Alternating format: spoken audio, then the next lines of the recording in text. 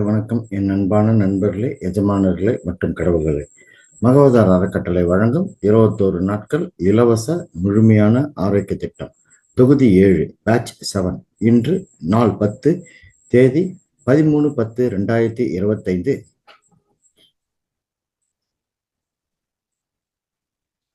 திங்கட்கிழமை. நேரம் காலை 5 மணி.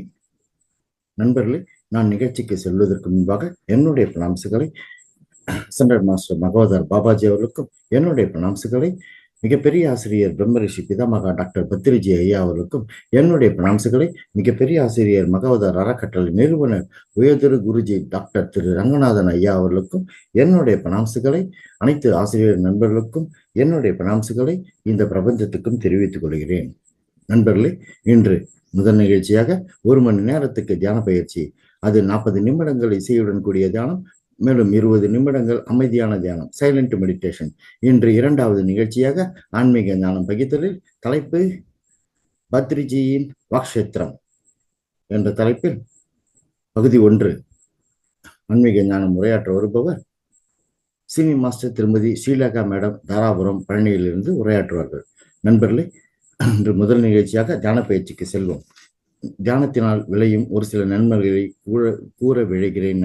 நண்பர்களே, தியானத்தின் பலன்கள். தியானத்தினால் மனம் எப்போதும் அமைதியான மற்றும் மகிழ்ச்சியான நிலையில் இருக்கும். தியானத்தினால் வீண் பழக்கங்கள் நம்மை விட்டு விலகும். தியானத்தினால் குணமடைதல் வேகமாக நிகழும். தியானத்தினால் ஞாபக சக்தி அதிகரிக்கும். தியானத்தினால் அனைத்து வேலைகளிலும் செயல்திறன் அதிகரிக்கிறது. தியானத்தினால் விழிப்புணர்வு அதிகரிக்கிறது.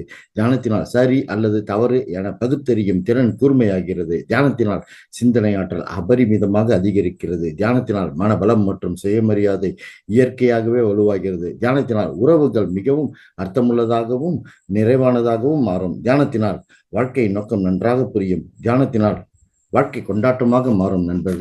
நண்பர்களே, இப்பொழுது ஒன்றாக அமர்ந்து தியானம் செய்வோம். தியானத்தின் ஆனாபானா சதி நுட்பத்தை பயன்படுத்துகிறோம். ஆனா என்றால் மூச்சை உள்ளிழுப்பது, அபானா என்றால் மூச்சை வெளியிடுவது, சதி என்றால் மூச்சினை கவனத்தில் கொள்வது. இது மகான் புத்தர் அவர்களால் 2500 வருடங்களுக்கு முன்பு கண்டுபிடிக்கப்பட்டது. இது மிகவும் எளிமையானது. இதில் எந்தவித ஜபமோ ஸ்லோகமோ மந்திரமோ கிடையாது.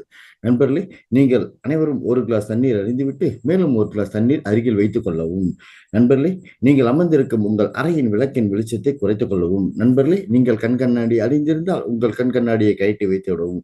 நண்பர்களே, இப்பொழுது வசதியாக உட்கார்ந்து உங்கள் முதுகை நேராக வைத்துக் கொள்ளவும். நண்பர்களே, நீங்கள் தரையில் சம்மணமாக ஒரு விரிப்பில் அமரலாம் அல்லது சேரிலோ சோஃபாவிலோ கூட அமரலாம். அப்படி நீங்கள் சேரிலோ சோஃபாவிலோ அமர்ந்தால் உங்கள் கால்களை குறுக்காக கொண்டு கைகளை விரல்களால் இதுபோல் பிணைத்து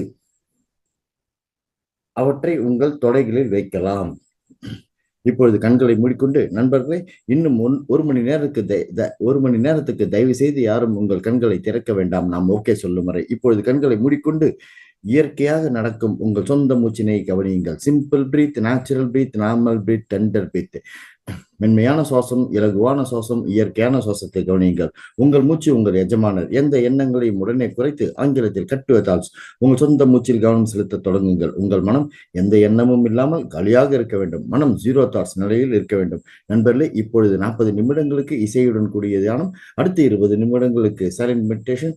இப்பொழுது 40 நிமிடங்களுக்கு இசையுடன் கூடிய தியானத்துக்கு நாம் அற்புதமான இசைப்போம். இனிய இசையுடன் தியானம் செய்து மகிழ்வோம். நண்பர்களே, நான் இசையை தொடங்குகிறேன். நீங்கள் தியானத்தை தொடருங்கள். நன்றி.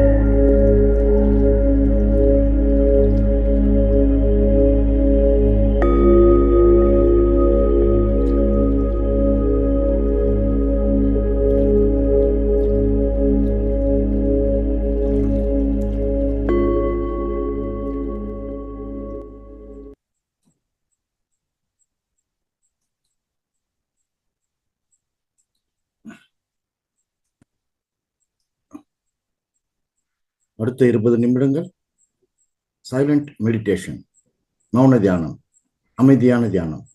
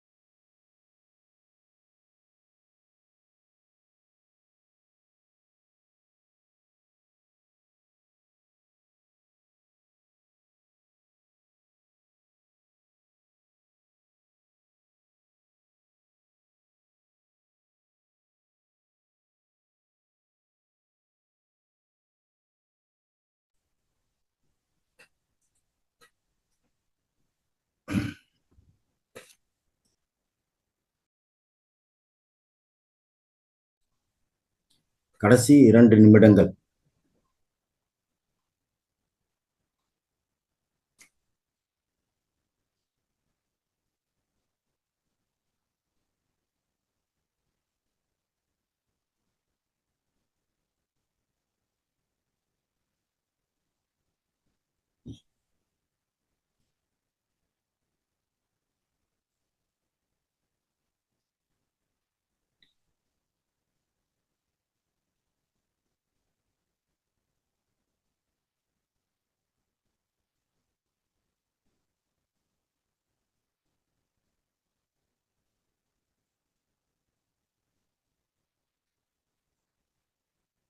கடைசி 20 வினாடிகள்.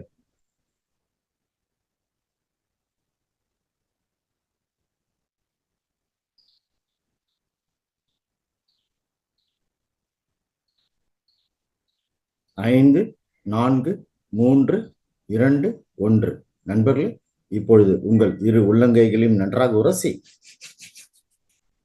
உங்கள் இரு கைகளின் விரல்களையும் உங்கள் இரு கண்களின் மேல் மெதுவாக வைக்கவும். அந்த சக்தியினை உணரவும். 5, 4, 3, 2, 1. நண்பர்களே, இப்பொழுது உங்கள் இரு கைகளையும் உங்கள் கண்களின் மேலிருந்து மெதுவாக விலகவும். இப்பொழுது உங்கள் இரு கண்களையும் மெதுவாக மலர்ந்த முகத்துடன் திறக்கவும். நண்பர்களே, இப்பொழுது நாம் ஒரு மிகச்சிறந்த தியானத்தை செய்து முடித்தோம். நன்றி. இன்று 2வது நிகழ்ச்சியாக ஆன்மீக ஞானம் பகிர்தலில் இன்றைய தலைப்பு பத்ரிஜி வாக்ஷேத்திரம் பகுதி 1. இன்றைய தலைப்பில் ஆன்மீக ஞானம் உரையாற்ற வருபவர் சினி மாஸ்டர் திருமதி ஸ்ரீலேகா மேடம், தாராபுரம், பழனியிலிருந்து ஆன்மீக ஞானம் உரையாற்றுகிறார்கள். சினி மாஸ்டர் திருமதி ஸ்ரீலேகா மேடம் அவர்களை பற்றிய ஒரு சிறு குறிப்பு கூற விழைகிறேன். நண்பர்களே, சினி மாஸ்டர் திருமதி ஸ்ரீலேகா மேடம் தாராபுரம், பழனியிலிருந்து வருகிறார்கள்.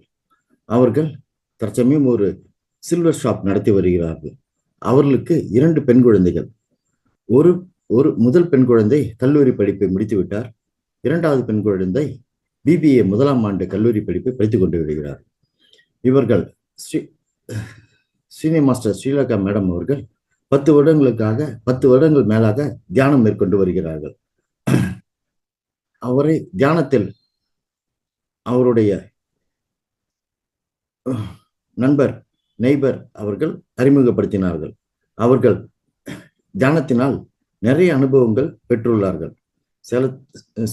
ஸ்ரீலேகா மேடம் அவர்கள் தியானத்தினால் பல மாறுதல் முன்னேற்றம் அடைந்து வாழ்க்கையில் முன்னேற்றம் அடைந்துள்ளார்கள். சினி மாஸ்டர் ஸ்ரீலேகா மேடம் அவர்கள் தன்னுடைய வாழ்க்கையில் இந்த தியானத்தினால் உயர்வு மற்றும் பல மாறுதல்கள் ஏற்பட்டுள்ளது. இப்பொழுது நான் சினி மாஸ்டர் திருமதி ஸ்ரீலேகா மேடம் அவர்களை பத்ரிஜியின் வாக்ஷேத்திரம் என்ற தலைப்பில் பகுதி 1 இன்று உரையாற்ற வருமாறு அழைக்கிறேன். ஆன்மீக ஞானம் உரையாற்ற வருமாறு அழைக்கிறேன். அது நாளைக்கும் அதை தொடர்ந்து பகுதி 2 இருக்கும். மாஸ்டர் திருமதி Srilekha madam madam, over to you madam. காலை வணக்கம் மேடம். காலை வணக்கம் மாஸ்டர். காலை வணக்கம் மாஸ்டர். வணக்கம்.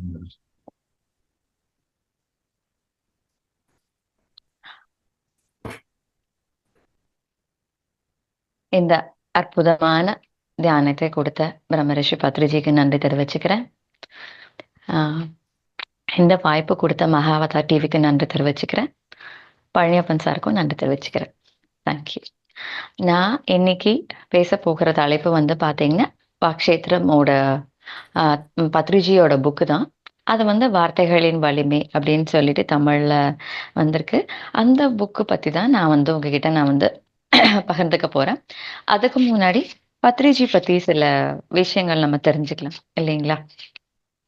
இப்போ பத்ரிஜி பாத்தீங்கன்னா 1947 தெலுங்கானால நிசாமாபாத் சர்க்கார் பத்ரி வெங்கட்ரமண ராவ் பத்ரி அவங்களுக்கு சாவித்ரி தேவி அவங்களுக்கு மகானா பிறந்திருக்காங்க. ஆந்திரால வந்து யுனிவர்சிட்டியில அக்ரிகல்ச்சர்ல வேளாண்மை படிச்சுட்டு அதுல ஒரு பன்னாட்டு நிறுவனத்துல வந்து வேலை செஞ்சாங்க. அதுக்கப்புறம் பத்ரிஜியோட ஃப்ரெண்ட் ராமசன்னா ரெட்டி அவங்க மூலியமா அவங்களுக்கு வந்து இந்த தியானம் கிடைச்சது. அப்புறம் இந்த தியானத்துல அவங்களே வந்து நிறைய கத்துக்கிட்டு செஞ்சு 1979ல இதுல அவங்க முக்தி அடைஞ்சாங்க. அதுக்கப்புறம் வந்து பாத்தீங்கன்னா 1981ல வந்து பாத்தீங்கன்னா 83 வரைக்கும் கர்னூல்ல சதானந்த யோகி கிட்ட வந்துட்டு அவங்க அவங்களோட நிறைய உண்மைகள் தெரிஞ்சுக்கிட்டாங்க, ஆன்மீக ஞானம் தெரிஞ்சுக்கிட்டாங்க, நிறைய விஷயங்கள் அவங்ககிட்ட கத்துக்கிட்டாங்க. 1980 வந்து சுவாமிஜி வந்து பௌதிக உடலை வந்து பிரிஞ்சுட்டாரு. அப்புறம் 1974ல வந்து பாத்தீங்க அப்படின்னா ஸ்வர்ணமாலா பத்ரி அவங்களோட வந்து பத்ரிஜி சாருக்கு வந்து கல்யாணம் நடந்தது. அவங்களுக்கு 2 பெண் குழந்தைகள் இருந்தாங்க. பெண் குழந்தைகள் இருக்காங்க. 40 ஆண்டு காலமாக வந்து பத்ரிஜி வந்து நிறைய ஆன்மீக புத்தகங்கள் படிச்சுட்டு, அறிவியல் புத்தகங்கள், ஆன்மீக அறிவியல் சத்தியங்க புத்தகங்கள் வந்து 1,00,000க்கு மேல படிச்சாரு அவரு. அதுல இருந்து தான் நம்மளுக்கு நிறைய ஞானம் கொடுத்தாரு. அவர் வந்து 40 புத்தகங்கள் எழுதியிருக்காரு. இந்தியாவுல மூலை முடுக்கு நிறைய கிராமங்களுக்கு சேர்ந்து நம்மளோட தியானத்தை வந்து நிறைய பேர்கிட்ட பகிர்ந்திருக்காங்க.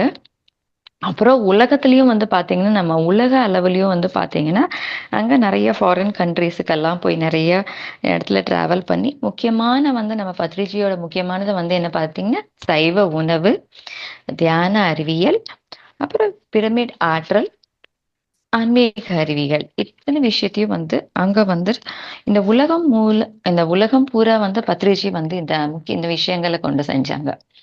ஸோ அவங்களோட ஒரு புத்தகமான வாக்ஷேத்திரம், அந்த புத்தகத்தை பத்தி தான் நான் இப்ப பகிர்ந்துக்க போறேன். ஆஹ் நம்மளோட வாழ்க்கை வந்து பாத்தீங்க அப்படின்னா எப்படி இருக்கும் அப்படின்னு பாத்தீங்கன்னா நம்ம 3 விஷயங்களை பேஸ் பண்ணி தான் நம்மளுக்கு முக்கியமான விஷயங்கள் வந்து என்ன சொல்றாங்க அப்படின்னு பாத்தீங்கன்னா நம்ம அறிஞ்சுக்கணும். உன்னை நீ அறிந்து கொள், உன்னை நீ புரிந்து கொள். புத்தர் வந்து என்ன சொல்லியிருக்காங்கன்னா உன்னை நீ புரிஞ்சுக்கோ, இயேசு வந்து உன்னை நீ தெரிஞ்சுக்கோ அப்படின்னு சொல்லியிருக்காங்க. ஸோ நம்ம வந்து நம்மளை பத்தி அறிஞ்சுக்கணும், நம்மளை பத்தி நம்ம தெரிஞ்சுக்கணும். அதான் ரொம்ப முக்கியமான விஷயம் நம்மளுக்கு. இதை பத்தி தெரிஞ்சுக்கணும்னா நம்ம பத்தி புரிஞ்சுக்கணும், தெரிஞ்சுக்கணும். நம்ம வந்து 3 மண்டலங்களை வந்து நம்ம புரிஞ்சுக்கணும். அப்பதான் இது நம்ம ரொம்ப தெளிவா தெரிஞ்சுக்க முடியும். அந்த 3 மண்டலங்கள் என்ன அப்படின்னு பாத்தீங்க அப்படின்னா சிந்தனை மண்டலம், பேச்சு மண்டலம், செயல் மண்டலம். இது 3மே நம்மளுக்கு தெளிவா தெரிஞ்சா மட்டுமே தான் நம்மளுக்கு இதை பத்தின வந்து விழிப்பு கிடைக்கும். நம்மளுக்கு நம்ம யாரு அப்படின்ற இது நம்மளுக்கு தெரியும். ஸோ நம்மளை பத்தின ஆழமான புரிதல் நம்மளுக்கு தெரியணும். என்ன தெரியணும் அப்படின்னா நாம இந்த உலகத்துல என்ன புரிஞ்சுக்கிறோமோ, நம்ம உள்ளம் எப்படி இருக்கோ அப்படிதான் நம்ம இந்த உலகம் தெரியும். நான் வந்து அமைதியா இருக்கேன், நிம்மதியா இருக்கேன் அப்படின்னா அந்த இந்த உலகமும் நம்மளுக்கு சந்தோஷமா இருக்கும். ஆனா எனக்கு அமைதி இல்ல, துக்கம் தான் இருக்கு, எனக்கு யார்கிட்டயும் இணக்கமா வாழ முடியல அப்படின்னு பாத்தீங்கன்னா நம்மளுக்கு இந்த உலகம் வந்து சரியான இடமா இருக்காது. ஸோ அந்த இடத்துல வந்து பாத்தீங்கன்னா ஸோ இது நம்மளுக்கு சரியான இடம் தெரியணும். இந்த மண்டலங்கள்லாம் நம்மளுக்கு கிளியரா தெரியணும் நம்மளுக்கு. இதுதான் பேசிக்கா சொல்றாங்க மனசா வாச்சா கர்மனா. ஸோ நம்ம எண்ணம், சொல், செயல் எப்படி இருக்கோ அதை பொறுத்து தான் வந்துட்டு நம்மளுடைய எத்தனை விஷயங்கள் இருக்கும். நம்மளோட மனம் வந்து பாத்தீங்கன்னா நம்ம மனம்தான் வந்து பாத்தீங்க அப்படின்னா நம்ம சிந்தனைகளின் தொகுப்பு. ஓகேங்களா? நம்மளோட மனசு சிந்தனைகளோட தொகுப்பு. நம்மளோட பேச்சு வந்து பாத்தீங்க அப்படின்னா நம்மளோட வார்த்தைகளோட தொகுப்பு. நம்மளோட செயல்பாடு வந்து நம்மளோட செயல்களின் தொகுப்பு. அதுதான் நம்மளோட செயல்பாடு அப்படின்னு சொல்றோம். ஸோ இது ஃபர்ஸ்ட் தெரிஞ்சுக்கணும்னா ஃபர்ஸ்ட் முக்கியமான விஷயம் என்ன தெரிஞ்சுக்கலாம்னா நம்ம சிந்தனை மண்டலம் என்னன்னு நம்ம தெரிஞ்சுக்கலாம். ஸோ சிந்தனை மண்டலம் என்ன அப்படின்னா நம்மளோட எண்ணங்களின் உலகம். நம்மளோட எண்ணங்களின் உலகம் தான் வந்து நம்ம சிந்தனை மண்டலம்னு சொல்லலாம். இல்ல கற்பனைகளின் உலகம்னு கூட நம்ம இதை சொல்லலாம். இந்த சிந்தனையில நம்மளுக்கு என்ன ஒரு பெரிய ஃப்ரீடம்னா இங்க சரி எது தவறு எது எதுவுமே கிடையாது. எதுவுமே கிடையாது. இந்த இடத்துல வந்துட்டு நான் ராஜானா நான் ராஜா ராணி என்ன வேணா யோசனை பண்ணலாம். நான் எதை பத்தி வேணா திங்க் பண்ணிக்கலாம். எப்படி வேணா நான் இருந்துக்கலாம். நான் எதை பத்தியும் யோசனை பண்ண வேண்டாம். நான் அவங்கள பத்தி தப்பா நினைக்கிறேன், நான் அவங்கள குறை சொல்றேன், எதுவுமே இல்ல. யாருமே நம்மள ஜட்ஜ் பண்ண மாட்டாங்க. யாருக்குமே நம்ம சிந்தனை என்ன இருக்குன்றது எதுவுமே நம்மளுக்கு தெரியாது. இந்த இடத்துல நம்மளுக்கு வந்து ஃபுல் ஃப்ரீடம். நம்மளோட தாட்ஸுக்கு வந்து பயங்கரமான ஃப்ரீடம் நம்மளுக்கு. நம்ம கற்பனாபடி நம்ம நம்ம பாட்டுக்கு நம்ம இருந்துக்கலாம். ஸோ பகவத்கீதையில இதுல ஒண்ணு சொல்லியிருக்காங்க. "எதா எதேச்சசி ததா குரு" அப்படின்னு சொல்லியிருக்காங்க. ஸோ இந்த இடத்துல என்னன்னு பார்த்தோம் அப்படின்னா, நீ வி நீ விரும்பிய வண்ணம் தான் உன்னோட செயல் இருக்கும். அவ்வளோதான். சிம்பிளா சொல்லப்போனா. ஸோ எல்லா இடத்துலயுமே நம்மளுக்கு இந்த இடத்துல கட்டுப்படுத்துறதுக்கு யாருமே கிடையவே கிடையாது. இந்த இடத்துல யாரும் நம்மகிட்ட கொஸ்டின் கேட்க மாட்டாங்க. மேலுலகத்துல கூட வந்து நம்மளோட சிந்தனை என்ன அப்படின்றது யாருக்குமே தெரியாது. நம்மளோட எண்ணத்த கட்டுப்படுத்தணும் அப்படின்ற அவசியம் கிடையவே கிடையாது. அப்பல்லாம் என்ன சொன்னாங்க அப்படின்னா, நெறைய பேர் எண்ணத்த கட்டுப்படுத்தணும் அப்படின்னு சொல்லுவாங்க. அதெல்லாம் கிடையவே கிடையாது. நம்ம எண்ணம் எப்படி வேணா இருக்கலாம் அப்படின்னு சொல்றாங்க. உதாரணத்துக்கு நம்ம ஒரு விஷயத்த சொல்லலாம். நியூட்டன் வந்து 2 பாயிண்ட் இருக்குன்னு வச்சுக்கோங்களேன். இங்க ஒரு பாயிண்ட் இருக்கு, அங்க ஒரு பாயிண்ட் இருக்கு. 2 பாயிண்ட் இருக்கு.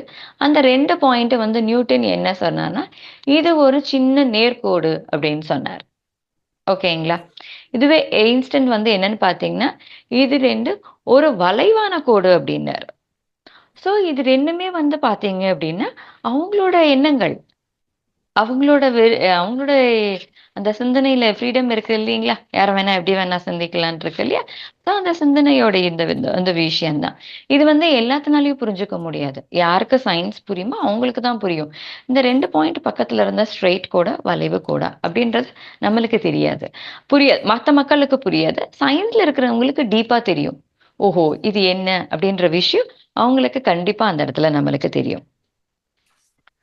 ஸோ, அ நம்மளோட சிந்தனை மண்டலம் வந்து யாருமே நம்மள ஜட்ஜ் பண்ண மாட்டாங்க. யாருனாலயும் ஜட்ஜ் பண்ண முடியாது. ஏன் என் சிந்தனைக்குள்ள என்ன இருக்குன்றது எப்படி மத்தவங்களுக்கு தெரியும்? அதனால யாருமே நம்மள ஜட்ஜ் பண்ண மாட்டாங்க. யாருக்கும் நம்மள பத்தி தெரியவே தெரியாது நம்மளுக்கு. நம்மளோட சிந்தனை யாருக்குமே தெரியவே தெரியாது. ஒரு கிராண்ட் மாஸ்டரோட ஆக்ஷன் வந்து ஒரு கிராண்ட் மாஸ்டர் ஒரு செஸ்ல கிராண்ட் மாஸ்டர் ஏன் இந்த மூவ் வைக்கிறாரு? ஏன் இப்படி நடந்துக்கிறாரு? ஏன் இந்த மாரி செய்றாரு? அந்த கேம்ல விளையாடுறாரு அப்படின்னா, சாதாரண மக்களுக்கு தெரியாது. இன்னொரு கிராண்ட் மாஸ்டருக்கு மட்டும் தான் தெரியும் அந்த இடத்துல. ஸோ அதே மாதிரி தான் வந்துட்டு நம்மளுடைய எண்ணங்கள்ல வந்து எதுவுமே கிடையாது. We have all freedom. நம்மளுக்கு அத்தன சுதந்திரமும் இருக்கு நம்மளுக்கு. எல்லா இடத்துலயுமே பயங்கரமான சுதந்திரம் நம்மகிட்ட இருக்கு. நம்மளோட பேச்சு மண்டலத்திலிருந்து என்ன வெளிவருதோ, நம்மளோட பேச்சு எப்படி வெளிவருதோ, அதுதான் ரொம்ப ரொம்ப முக்கியமான ஒரு விஷயம் நம்மளுக்கு. அந்த இடத்துல தான் முக்கியம் இருக்கு. நம்முடைய எண்ணங்கள்ல எந்த முக்கியத்துவமும் வந்து கிடையவே கிடையாது. பட் எண்ணங்களோட தாக்கங்கள் கண்டிப்பா இருக்கும். கண்டிப்பா இருக்கும். அந்த நம்ம எண்ணங்கள் எப்படி இருக்கோ அப்படிதான் நம்ம நம்ம செல்கள் வரும், சொல்கள் வரும். ஆனா அந்த இடத்துல நம்மளுக்கு சுதந்திரம் இருக்கு அப்படின்றாங்க. அந்த இடத்துல நம்மளுக்கு என்ன சுதந்திரம் எப்படி வேணா தெரிஞ்சுக்கலாம். என்ன வேணா பண்ணலாம். எப்படி வேணா சுதந்திரமா இருக்கலாம். யாரும் நம்மள ஜட்ஜ் பண்ண மாட்டாங்க அப்படின்னு சொல்றாங்க. ஸோ அந்த இடத்துல ஜட்ஜ்மென்ட் கிடையாது நம்மளுக்கு. நம்மளுக்கு வந்து ரொம்ப கண்ட்ரோல் பண்ண வேண்டிய விஷயம், நம்ம தெரிஞ்சுக்க வேண்டிய விஷயம் என்ன அப்படின்னா, செயல் மண்டலம். நம்மளோட செயல் மண்டலம். நம்மளோட செயல்கள் எங்கிருந்து வருது நம்மளுக்கு? எப்படி வருது? எங்கே வருது? நம்மளோட செயல் மண்டலம் தான் நம்மளுக்கு தெரியும் எல்லாத்துக்குமே. அதுக்கு முன்னாடி வந்து நம்மளோட வார்த்தை மண்டலம். நம்மளோட செயல் வர்றதுக்கு முன்னாடி இந்த செயலும் வார்த்தை வந்து கனெக்டட். நம்ம ஒரு ஆக்ஷன் செய்றோம் அப்படின்னா கூடயே வார்த்தையும் வரும் இல்லைங்களா? ஸோ அந்த இடத்துல நம்மளுக்கு செயலும், வார்த்தைகளும் வந்து ரொம்ப சம்மந்தப்பா ரொம்ப இணக்கமான ஒரு விஷயம். 2க்கும் ரொம்ப பக்கத்துல பக்கத்துல தான் இருக்கு நம்மளுக்கு. ஓகேங்களா? அ சிந்தனை மண்டலம் வந்து பார்த்தீங்கன்னா, சூக்ஷ்ம உலகம். அது மன உலகம். அந்த இடத்துல அது சூக்ஷ்ம உலகத்துல இருக்கு. அது வந்து யாருக்குமே தெரியவே தெரியாது. ஆனா நம்மளோட செயல் மண்டலம் வந்து பார்த்தீங்கன்னா, பௌதீக உலகம். நம்ம இந்த பிசிக்கல் லைஃப்ல இருக்கோம் இல்லையா? இந்த இடத்துல நம்மளுக்கு என்ன இருக்கு? நம்ம இந்த பௌதீக உலகத்துல வந்துட்டு இந்த இந்த பௌதீக உலகத்துல நம்ம செய்ற செயல்கள் எல்லாமே நம்மளுக்கு எல்லாருக்குமே தெரியும் நம்மளுக்கு. கற்பனை உலகத்துல தெரியாது நம்ம என்ன சிந்திக்கிறோம் அப்படின்றது. பட் நம்மளோட செயல்கள் எல்லாருக்குமே தெரியும். மனிதன் வந்து நெறைய பிறவி எடுத்திருக்காங்க. 100 பிறவி, 500 பிறவி, 1000 பிறவி அப்படி நெறைய எடுத்திருக்காங்க. எல்லாமே வித்தியாசமா இருக்கும் நம்மளுக்கு. ஒவ்வொரு ஒவ்வொரு இதுவும் வித்தியாசமா இருக்கும். என்னோட குணங்கள் நெறைய வித்தியாசமா இருக்கும். அந்த குணங்கள் தான் நம்மளோட செயல்கள்ல வந்து வெளிப்பாடா வரும் நம்மளுக்கு. இப்ப நான் ஒரு 10 பிறவைகள் தான் எடுத்திருக்கேனா, தமோ குணத்துல நான் இருப்பேன். நான் ஒரு 100 பிறவைகள் எடுத்திருக்கேனா, நான் ரஜோ குணத்துல இருப்பேன். நான் ஒரு 1000 பிறவி எடுத்திருக்கேனா, நான் தமோ குணத்துல இருப்பேன். சாத்வீக குணத்துல இருப்பேன் நானு. அதுக்கப்புறம் வந்து பார்த்தீங்கன்னா, இது எல்லாத்தையும் நான் கடந்துட்டேன் அப்டின்னா, நிர்குணத்துல இருப்பேன் நானு. எந்த குணத்திலயுமே இருக்க மாட்டேன். நான் நிர்குணத்துல இருப்பேன் நானுக்கு. தமோ குணத்துல இருக்க மாட்டேன், ரஜோ குணத்துல இருக்க மாட்டேன், சாத்வீக குணம் இருக்க மாட்டேன். நிர்குணத்துல நான் இருப்பேன் நான். நான் நிர்குணத்துல தான் நான் இருப்பேன் நம்மளுக்கு. ஸோ நம்ம எல்லாருமே டிஃபரெண்ட்டா இருப்போம். ஒவ்வொரு பிறவி இல்லைங்களா? ஒவ்வொரு பிறவி தான் எடுத்து வந்திருக்கோம். ஒருத்தர் 100 பிறவி, ஒருத்தர் 500 பிறவி, ஒருத்தர் 1000 பிறவி. எல்லாருமே வித்தியாசமா இருப்பாங்க. ஒருத்தர் நபரோட செயல் வந்து இன்னொரு நபரோட செயல் மாரி இருக்கவே முடியாது நம்மளுக்கு. ஏன்னா எல்லாரும் வித்தியாசம் இல்லைங்களா? எல்லாரும் ஒரே மாரி வளர்ந்துருக்கோமா? ஒரே பிறவி எடுத்து வந்திருக்கோமா? கண்டிப்பா கிடையவே கிடையாது. அதனால தனி நபரோட செயல் வந்து அவங்களோட குணத்த வெளிப்படுத்துது.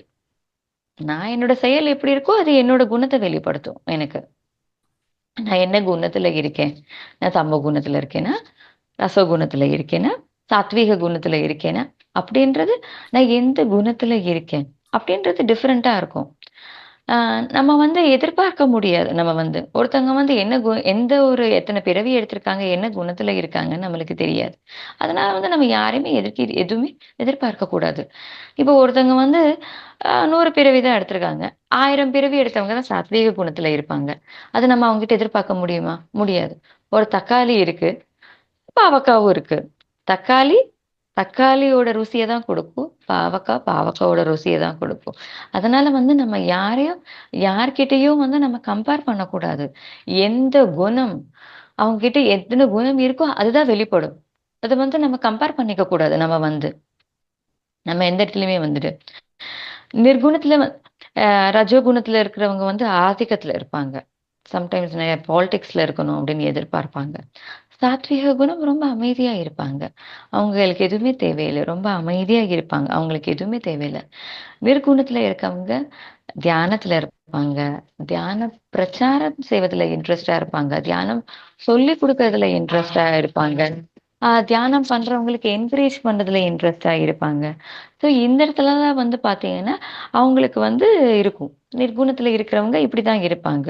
ஸோ எல்லாருமே ஒரே குணத்துல இருக்கணுன்றது அவசியமே கிடையாது நம்மளுக்கு. ஸோ ஒவ்வொருத்தரும் அவங்க பிறவிகளுக்கு ஏத்த மாரி அவங்களோட குணங்கள் வேறுபடும். அந்த குணங்கள் தான் அவங்களோட செயல்பாடுகள்ல வந்து வெளிப்படும். நெறைய பேரு இசை, ஸ்லோகம், விளையாட்டு இதுலலாம் வந்து நெறைய பேர் இன்ட்ரெஸ்ட்டா இருப்பாங்க. நிர்குணத்துல இருக்கிறவங்களுக்கு அந்த இடத்துல அவங்களுக்கு இன்ட்ரெஸ்ட் இருக்குமா? அப்படின்னு நம்ம சொல்ல முடியாது. அவங்களோட வெளிப்பாடு. நம்ம என்ன குணத்துல இருக்கோமோ, அந்த குணத்தோட வெளிப்பாடு தான் அந்த இடத்துல அவங்களுக்கு பிரதிபலிக்கும். இத வந்து நம்ம உடனடியா மாத்தவே முடியாது நம்மளுக்கு. அவங்க எதன மாறணும்னு நெனைக்கிறோம். இப்ப நான் வந்து கோவமா இருக்கேன். என்னால உடனே மாற முடியாது என்னால. என்னோட குணம் கோவமா இருக்கு அப்படின்னா, நான் உடனே மாற முடியாது. கொஞ்சம் கொஞ்சமா தான் மாத்த முடியும். எப்படி? ஒரு குழந்தை இருக்கு. அந்த குழந்தை வந்து குழந்தை வந்து அப்பதான் படி எடுத்து வைக்கிது. உடனே நான் அதனால குடுகுடுன்னு ஓட முடியுமா? எல்லா செயல்களும் செய்ய முடியுமா? முடியாது இல்லையா? அதே போல தான். நம்ம வந்து கொஞ்சம் கொஞ்சமா தான் மாற முடியும். குழந்தைகள் எப்படி நடந்து, வளர்ந்து செய்யுதோ, அதே போல வந்து நம்ம பிறவிகளுக்கு ஏத்த மாரி இருக்கலாம். இதே ஒரே பிறவியில வந்து கூட நம்ம வந்து கொஞ்சம் கோவமா இருக்கலாம். ஆனா உடனே மாத்திக்கலாம். பட் ஆனா டைம் எடுக்கும். அதனால தான் வந்து சொல்றாங்க. நம்ம யாரையுமே ஜட்ஜ் பண்ணக்கூடாது. யாரையுமே வந்து, "ஓ! இவங்க இப்படிதான்" அப்படின்னு நம்ம உடனடியா சொல்லக்கூடாது. ஏன்னா உடனடியா மாற முடியாது. ஆனா ஒரே பிரிவிலேயே அவங்க என்னன்னு அவங்க தெரிஞ்சுட்டு அவங்க மாத்திக்கலாம். அவங்களோட என்னன்னு அவங்கள புரிஞ்சுக்கலாம். அத தெரிஞ்சு அவங்க மாத்திக்கலாம். அதனால வந்து பார்த்தீங்க அப்படின்னா, யாரையுமே நம்ம ஜட்ஜ் பண்ணக்கூடாது. யாரையுமே நம்ம குறை சொல்லக்கூடாது. நம்ம எதுவுமே சொல்லக்கூடாது. எதுவுமே பண்ணக்கூடாது. ஏசுபிரான் வந்து சொல்வாராமா. ஒரு ஒரு கட்டத்துல சொல்வாரு. எல்லாருமே வந்து பார்த்தீங்கன்னா, ஒரு விபச்சாரிய வந்து கல்ல தூக்கி அடிச்சுக்கிட்டே இருப்பாங்க. அந்த இடத்துல அவங்க வந்துட்டு.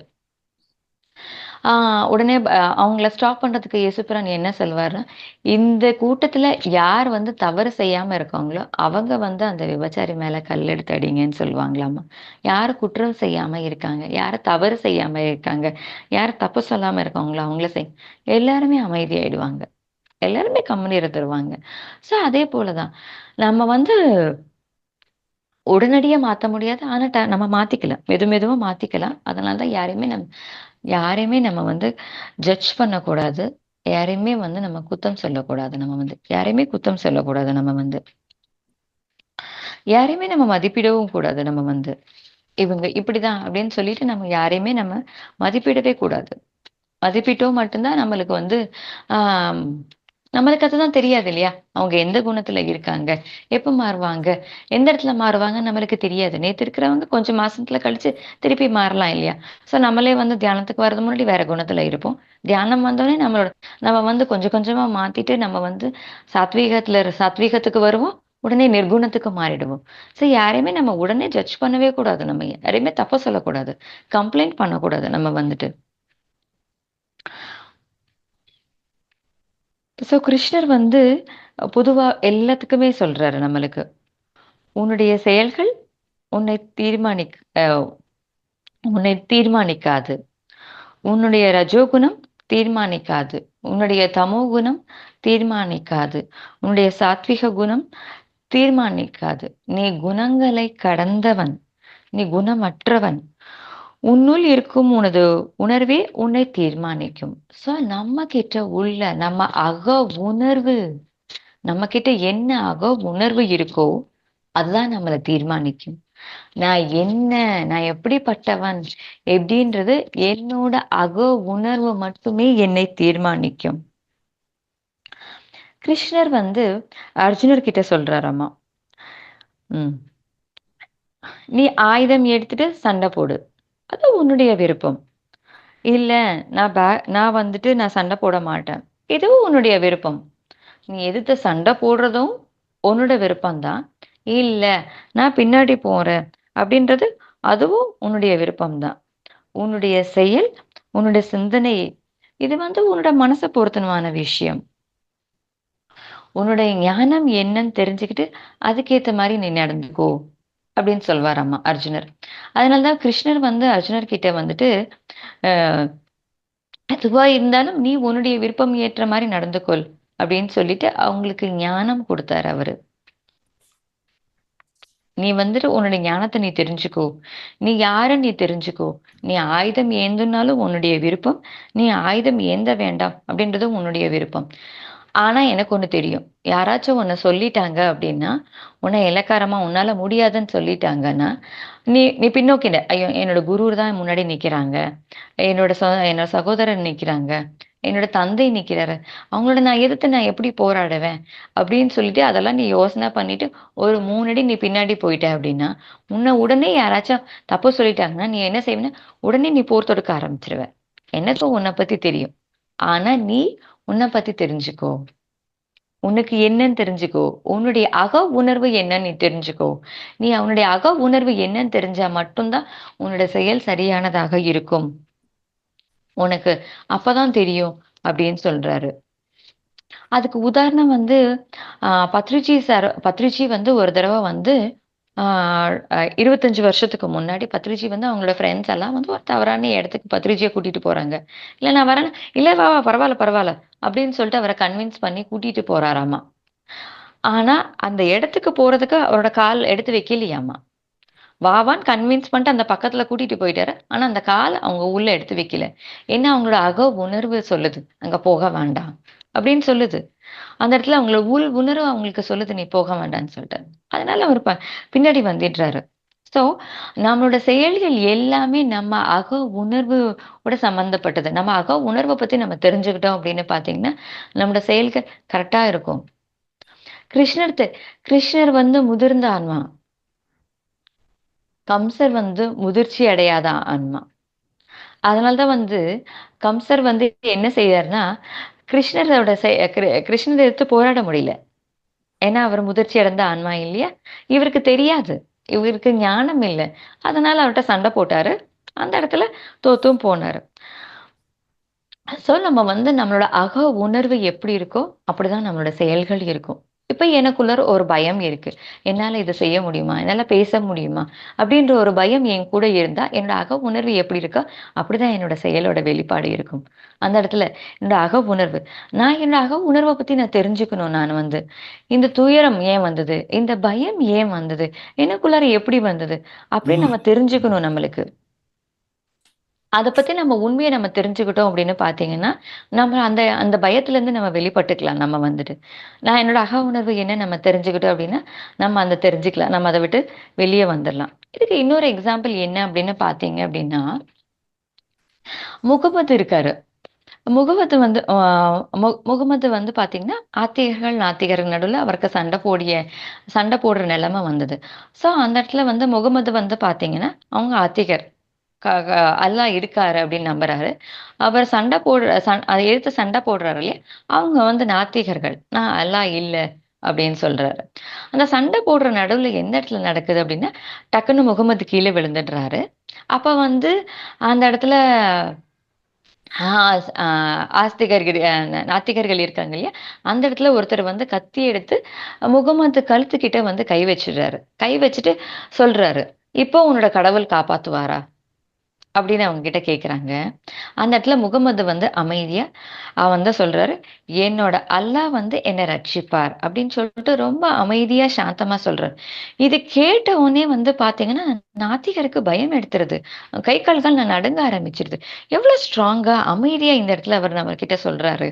அப்படின்னு சொல்லிட்டு அவருக்கு பயம் எடுத்துடுறாரு. உடனே வந்துட்டு அந்த கத்திய அந்த பயத்துல கீழ போட்டுடுறாரு. உடனே முகமது அந்த கத்திய எடுத்து, அந்த கீழ விழுந்துட்டாரு இல்லையா? அந்த கத்திக்கிட்ட வந்து அவர் கழுத்துக்கிட்ட கை வச்சு, "இப்ப யார் உன்ன காப்பாத்துவாரு? யார் உன்ன காப்பாத்துவாரு?" அப்படின்னு கேட்கிறாராமா. ஸோ அந்த இடத்துல வந்து அதோட அக உணர்வு, என்கிட்ட என்ன என்ன அக உணர்வு இருக்கு? அப்படின்றத நம்ம தெரிஞ்சுக்கணும். ஒவ்வொரு இடத்துலயுமே நம்ம தெரிஞ்சுக்கணும். நம்ம பேச்சு மண்டலம், நம்ம சிந்தனை மண்டலம் எப்படி இருக்கு? அப்படின்னு நம்ம தெரிஞ்சுக்கணும். நான் என்ன குணத்துல இருக்கேன்? அப்படின்றத நம்ம தெரிஞ்சு, நம்ம சிந்தனை மண்டலத்துல வந்து நம்ம நம்மளோட செயல் மண்டலத்துல சிந்தனை மண்டலம் இந்த செயல் மண்டலத்துல நம்ம தெரிஞ்சு, அந்த இடத்துல நம்மள நம்ம மாத்திக்கணும். நம்ம இந்த இடத்துல வந்துட்டு.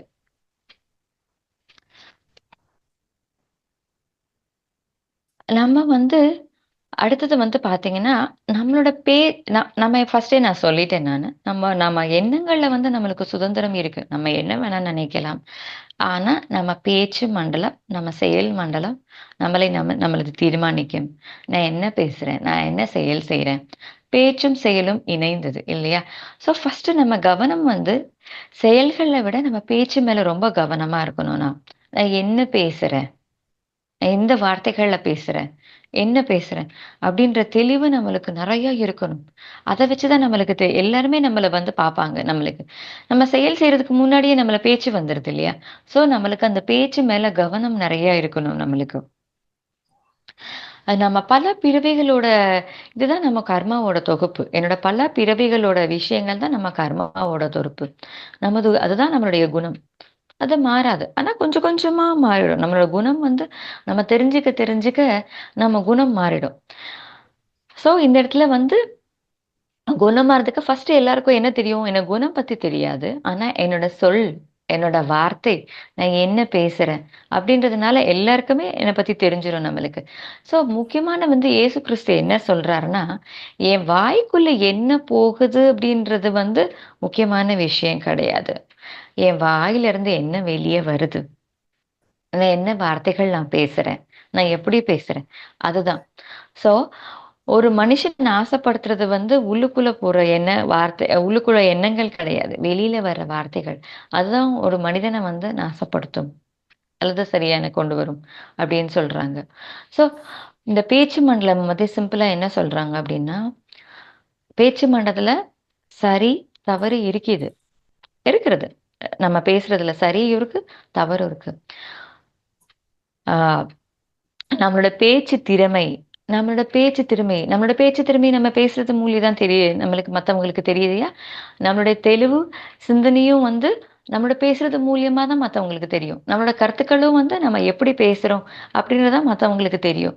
ஸோ ஸோ நம்மளோட பேச்சு மண்டலம் தான் ரொம்ப ரொம்ப முக்கியமானது, ரொம்ப அவசியமானது நம்மளுக்கு. நம்ம எண்ணங்கள் விட நம்மளோட பேச்சு மண்டலம் ரொம்ப முக்கியமானது. அந்த இடத்துல நம்மளுக்கு ரொம்ப தெளிவு வேணும் நம்மளுக்கு. எது செய்யணும், என்ன பேசுறோம் அப்படின்ற தெளிவு நம்மளுக்கு வேணும் நம்மளுக்கு. அந்த இடத்துல ரொம்ப அவசியமானது வந்து பார்த்தீங்கன்னா, நம்மளோட பேச்சு மண்டலம் தான். அர்ஜுனனுக்கு ஏன் துன்பம் வந்தது? கேட்கிறாரு. அவரு பேசுறாரு. அவங்களோட எண்ணத்துல இருக்கு அவரு பேசுறாரு. எ என்னோட தந்தை வந்து அங்க இருக்காங்க. சகோதரர் இருக்காங்க. நான் எப்படி அவங்கள எதிர்த்து நான் சண்டை போட முடியும்? அப்படின்னு கேட்கிறாரு. அந்த இடத்துல வந்து கிருஷ்ணர் வந்து சொல்றாரு, "நீ சத்தியத்த தெரிஞ்சுக்கல நீ." மாஸ்டர் எதுவும் disturbance? nothing, nothing. Please proceed. Okay. So அந்த இடத்துல வந்து அ அர்ஜுனர் வந்து, "உனக்கு நீ வந்து உண்மை நீ தெரிஞ்சுக்கணும். நீ சத்தியமான வார்த்தைகள நீ பேசல. அதனால தான் வந்துட்டு நீ விலகி இருக்க. நீ சத்தியத்திலேருந்து விலகி இருக்க. நான் உனக்கு சத்தியத்த சொல்றேன்." அப்படின்னு சொல்லிட்டு அவங்களுக்கு வந்து சத்தியம் சொல்றாரு. இது எல்லாமே வந்து மாயை தான். அப்படின்ற சத்தியத்த அவங்க வார்த்தைகள் மூலமா வந்து சொல்றாரு. பஜகோவிந்தத்துல வந்து ஆதிசங்கரர் சொல்றாரு, "கஸ்யதவம் குஹ ஆயதா தத்துவம் சந்தயததி பிரதாக."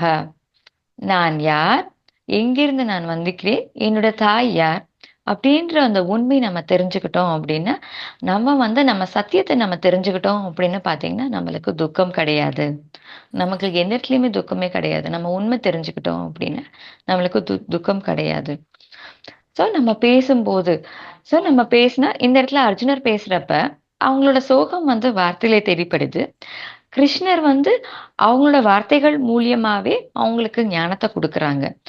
இவர் சொன்ன உடனே வந்து, "நான் கூறியபடி செய்" அப்படின்னு சொல்லிட்டு, எல்லாம் சொல்லி முடிச்சவனே கிருஷ்ணர் அவருக்கு கம்பல் பண்ணவே இல்ல. "நான் என்ன சொல்லியிருக்கேனோ, அத நீ செஞ்சே ஆகணும்." அப்படின்னு வந்துட்டு, அவர் வந்து செயல்கள கண்ட்ரோல் குடுக்கல. வார்த்தைகள மட்டுமே அவருக்கு சொன்னாரு. நீ உண்மை தெரிஞ்சுக்கோ. நீ ஞானம் தெரிஞ்சுக்கோ. சத்தியத்த தெரிஞ்சுக்கோ." அப்படின்னு சொன்னாரு. ஸோ, நம்ம வந்து பிறருடைய செயல்கள வந்து கட்டுப்படுத்தவே முடியாது அப்படின்றது கிருஷ்ணருக்கு தெரியும். கிருஷ்ணர் வந்து பரமாத்மா இல்லையா? ஆன்மீக ஞானமே. அவர் வந்து எல்லாருக்குமே தெரியும். அவருக்கு நல்லாவே தெரியும். நம்ம வந்து மற்றவர்களோட செயல்கள்ல வந்து எந்த மாற்றமும் குடுக்க முடியாது. எதுவுமே செய்ய முடியாது. ஞானத்த மட்டுமே குடுக்க முடியும். நம்ம எல்லாருமே நம்ம தியானத்த பத்தி பேசுறோம். சத்சங்கம் எல்லாமே நம்ம சொல்றோம். வார்த்தைகள்ல மட்டுமே சொல்ல முடியும். ஆனா மத்தவங்களோட இது எதுவும் மாத்த முடியாது இல்லையா? அதே தான் வந்து நம்மள மாத்த முடியாது. ஆனா நம்மளோட சொற்கள், நம்ம வார்த்தைகள், அது வந்து மத்தவங்களோட வந்து அவங்களுக்கு வந்து மாற்றத்த குடுக்கும் நம்மளுக்கு. ந நம்மளோட வார்த்தை வந்து எப்படி இருக்கணும்னு பார்த்தீங்கன்னா, சத்தியத்த பிரதிபலிக்கணும். ஞானத்த வெளிப்படையா இருக்கணும். புத்திசாலித்தனமான பேச்சாக இருக்க வேண்டும். விஞ்ஞானபூர்வமாக இருக்க வேண்டும். எல்லாருமே வந்து நம்ம ஒருத்தங்கள பத்தி நம்ம தெரிஞ்சுக்கணும் அப்படின்னு பார்த்தீங்க அப்படின்னா, நம்மளோட வார்த்தைகள் மூலியமா தான் நம்ம எல்லாருமே நம்மள தெரிஞ்சுக்கிறாங்க. நான் என்ன வார்த்தை பேசுறேன்? நான் எப்படி பேசுறேன்? தேவையில்லாத வார்த்தைகள பேசுறேனா? எந்த மாரி வார்த்தைகள நான் பேசுறேன்? எப்படி பேசுறேன்? அப்படின்ற வார்த்தைகள் எல்லா இடத்துலயுமே ரொம்ப முக்கியமான வார்த்தைகள் தான். என்னோட எண்ணங்கள் யாருக்குமே தெரியாது. என்னோட வார்த்தைகள் மட்டுமே எல்லாருக்குமே தெரியும். என்னோட வார்த்தையோட பிரதிபலிப்பு தான் என்னோட செயலா இருக்கும். அந்த இடத்துல வார்த்தை ரொம்ப ரொம்ப முக்கியமானது. ஸோ அது ரொம்ப ரொம்ப வார்த்தைகள். அதுதான் வார்த்தைகளோட வலிமை. நம்ம வார்த்தைகள் எப்படி இருக்கணும்? ஞானமுள்ள வார்த்தைகளாக நம்ம பேச வேண்டும். சரியான வார்த்தைகளாக பேச வேண்டும். அப்படி பேசினா மட்டுமே நம்மளுக்கு வந்து சரியானதாக இருக்க வேண்டும். புரியாத விஷயத்த பத்தி நம்ம பேசக்கூடாது நம்மளுக்கு. தெரியாத விஷயத்த பத்தி நம்ம பேசக்கூடாது. நம்மகிட்ட எந்த ஞானம் இருக்கு? சத்தியம் எது? உண்மை எது? இது தெரிஞ்சது மட்டுமே நம்ம பேச வேண்டும் வந்து. இந்த இடத்துல வந்து நமக்கு திருப்பி அதேதான். கிருஷ்ணர் வந்து அர்ஜுனர வந்து சரி செய்யணும்னு நினைக்கிறதுக்காக, அவரோட செயல்கள்ல வந்து எதுவுமே வந்துட்டு அவர் சரி செய்யல. அவங்களோட வார்த்தைகள மட்டுமே சரி செஞ்சார். ஞானத்தை மட்டுமே குடுத்தாரு. அதுதான் நம்ம குடுக்கணும் நம்ம மத்தவங்களுக்கு. நம்மளோட பேச்சு வந்து ஞானம் பெற்றதாக இருக்க வேண்டும் நம்மளுக்கு. அபிமன்யு அர்ஜுனர் வந்து என்னோட பையன் இறந்துட்டானே அப்படின்னு சொல்லிட்டு அவங்களோட சோகத்தை வெளிப்படுத்தினாரு. உடனே வந்து அவங்களுக்கு ஞானம் வந்து உடனே ஞானம் கொஞ்ச நாள் கழிச்சு கிடைக்கும். ஆனா உடனே ஞானம் கிடைக்காது. அதனால அ நம்மளோட வார்த்தைகளே ரொம்ப முக்கியமானது. கிருஷ்ணர் வந்து துரியோதனன் கிட்ட வந்து போய் சொல்றாரு. வார்த்தைகள் மூலியமா சொல்றாரு. அவரோட செயல்கள அவங்களுக்கு வந்து செயல்கள அவங்களுக்கு வந்து ஹெல்ப் பண்ணணும் அப்படின்றதுக்காக, கிருஷ்ணர் வந்து துரியோதனன் கிட்ட போய், "நீ வந்து பாண்டவர்களுக்கு ஒரு 5 கிராமத்த எழுதி குடுத்துரு" அப்படின்னு சொல்றாரு. ஆனா துரியோதனன் வந்து என்ன சொல்றாரு? "எனக்கு தர்மம் தெரியும். எனக்கு தெரியும் அவங்களுக்கு அதுதான் குடுக்கணும்னு. ஆனா எனக்கு தோணல. எனக்கு அவங்களுக்கு அத செய்யணும்னு தோணல" அப்படின்னு சொல்றாரு. ஸோ இந்த இடத்துல கிருஷ்ணர் என்ன செஞ்சாரு?